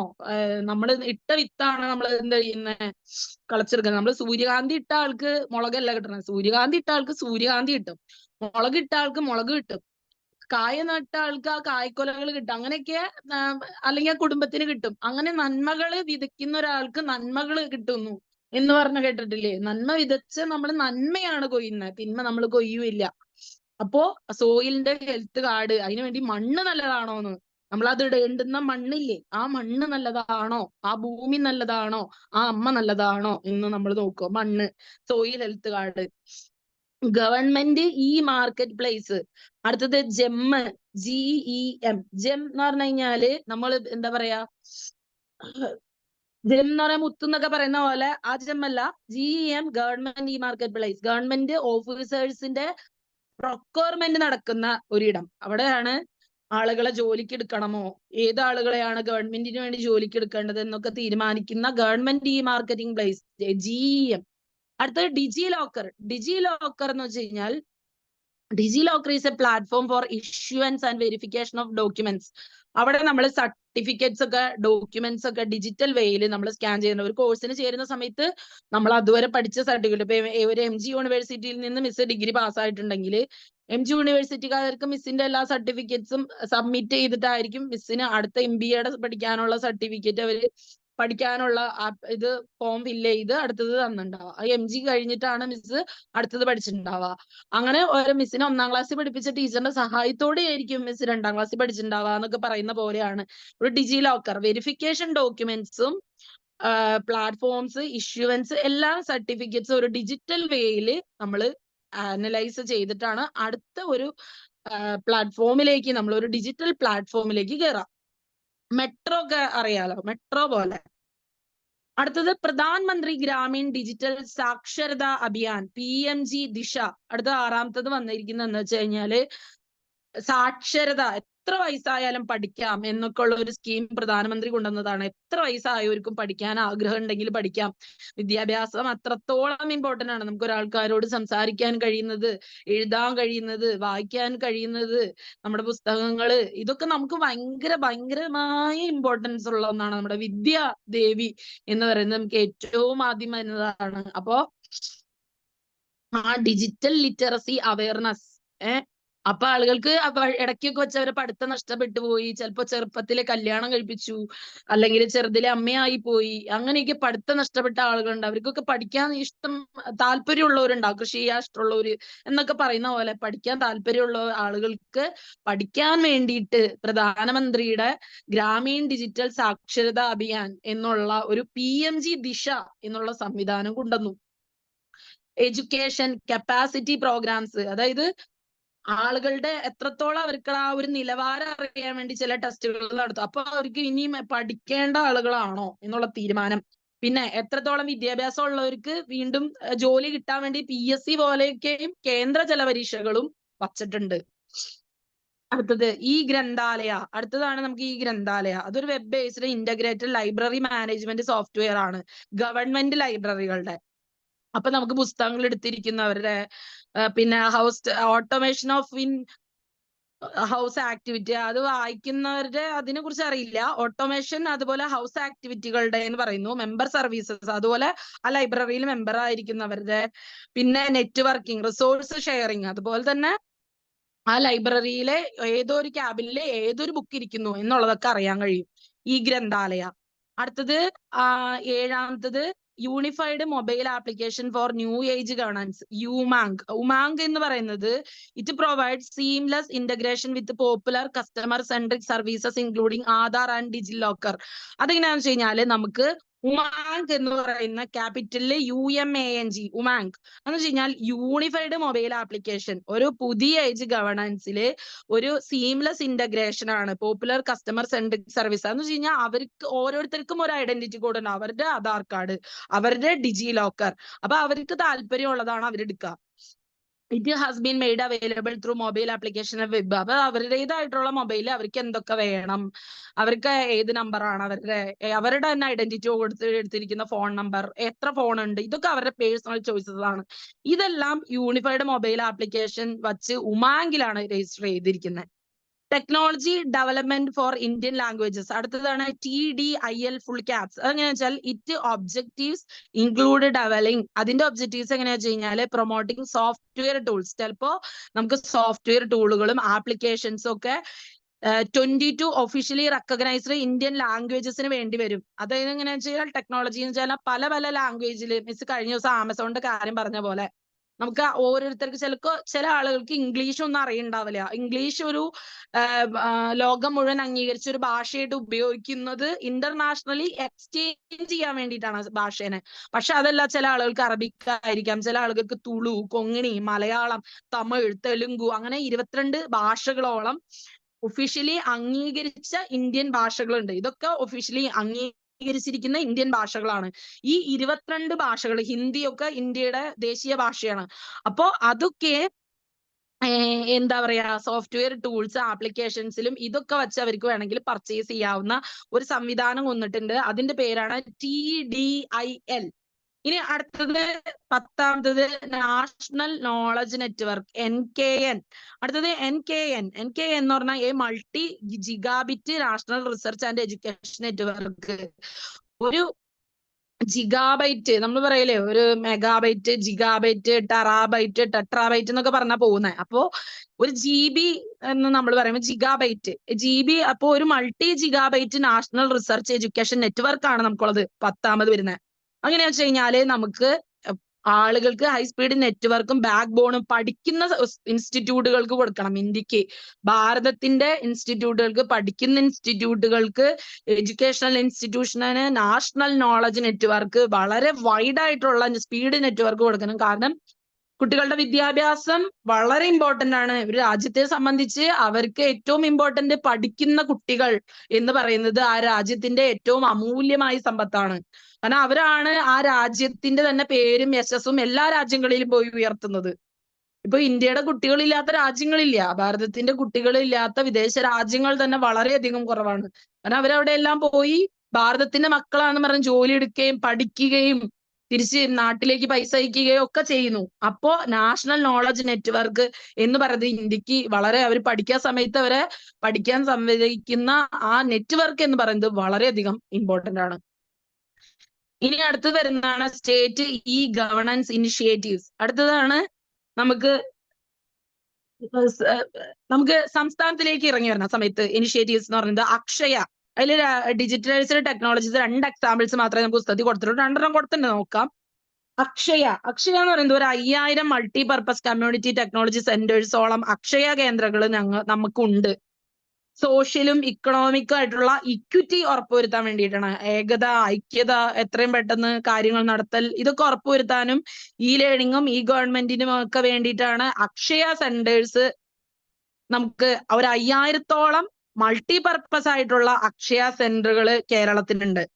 Real time performance monitoring in Andhra Pradesh. രണ്ടാമത്തത് integrated dashboard to display category wise key performance indicators. അതായത് ഓരോ കാറ്റഗറി, ആന്ധ്രാപ്രദേശിലൊക്കെ നമുക്കറിയാം, തെലങ്കാന എന്ന് പറഞ്ഞ് ഒരു സെപ്പറേറ്റ് സംവിധാനത്തിന് വേണ്ടി അവര് ആഗ്രഹിച്ചിരുന്നു. എന്ന് വെച്ച് കഴിഞ്ഞാൽ അവരുടെ ഭാഷ സംസാരിക്കുന്ന അവരൊരു കൂട്ടം എന്നുള്ള രീതിയിൽ ചോദിച്ചിരുന്നു. അപ്പൊ നമുക്ക് നോർത്തും സൗത്തും ഒക്കെ പല പല കാര്യങ്ങൾ വന്നു. നമ്മൾ സൗത്തിലാണ്, കേരളത്തിലാണ് നമ്മളിപ്പോ ഉള്ളത്, തെക്കേ ഇന്ത്യയുടെ ഭാഗത്ത്. അപ്പൊ നമ്മൾ പറയുമ്പോൾ ഒരു wise key performance indicators category wise, അതായത് ഓരോ തരം, അതായത് ഇപ്പോ പഠിക്കുന്ന കുട്ടികൾക്ക്, ടീച്ചേഴ്സിന്, അപ്പൊ പഠിപ്പിക്കുന്ന ടീച്ചർമാർക്ക്, പിന്നെ മീഡിയേറ്റേഴ്സിന്, ഇപ്പൊ നമ്മളിപ്പോ ഒരു ഡാൻസേഴ്സിന്റെ ഗ്രൂപ്പ് എന്നൊക്കെ പറയുന്ന പോലെ കമ്മ്യൂണിറ്റി വൈസ് അല്ലെങ്കിൽ ഒരു കാറ്റഗറി വൈസ് ഒരു കീ പെർഫോമൻസ് ഇൻഡിക്കേറ്റേഴ്സ് അവിടെ നമ്മൾ റിയൽ ടൈം പെർഫോമൻസ് മോണിറ്റർ ചെയ്യാൻ വേണ്ടിയിട്ട് ആന്ധ്രാപ്രദേശിൽ കൊണ്ടുവന്ന ഒരു സംവിധാനത്തെ കുറിച്ച് ഇവിടെ പരാമർശിച്ചിട്ടുണ്ട്. അതായത് പല പല ഡിപ്പാർട്ട്മെന്റില്, പല പല സ്കീമില്, പല പല പ്രോഗ്രാമുകളില് ആളുകൾക്ക് ഹെൽപ്പുകൾ കിട്ടിയിട്ടുള്ളവരാരൊക്കെ എന്നൊക്കെയുള്ള ചില ചോദ്യങ്ങൾ അവിടെ ചോദിച്ചിട്ടുണ്ടാവും. അപ്പൊ the dashboard displays current situation and department report. അപ്പൊ ഇപ്പോഴത്തെ സിറ്റുവേഷനും ഡിപ്പാർട്ട്മെന്റ് ഇപ്പൊ നിലവിൽ സ്റ്റേറ്റ് അല്ലെങ്കിൽ ആ ഡിപ്പാർട്ട്മെന്റ് ഏത് അവസ്ഥയിലാണെന്നുള്ള റിപ്പോർട്ടുകളും അതിനകത്ത് സബ്മിറ്റ് ചെയ്യും.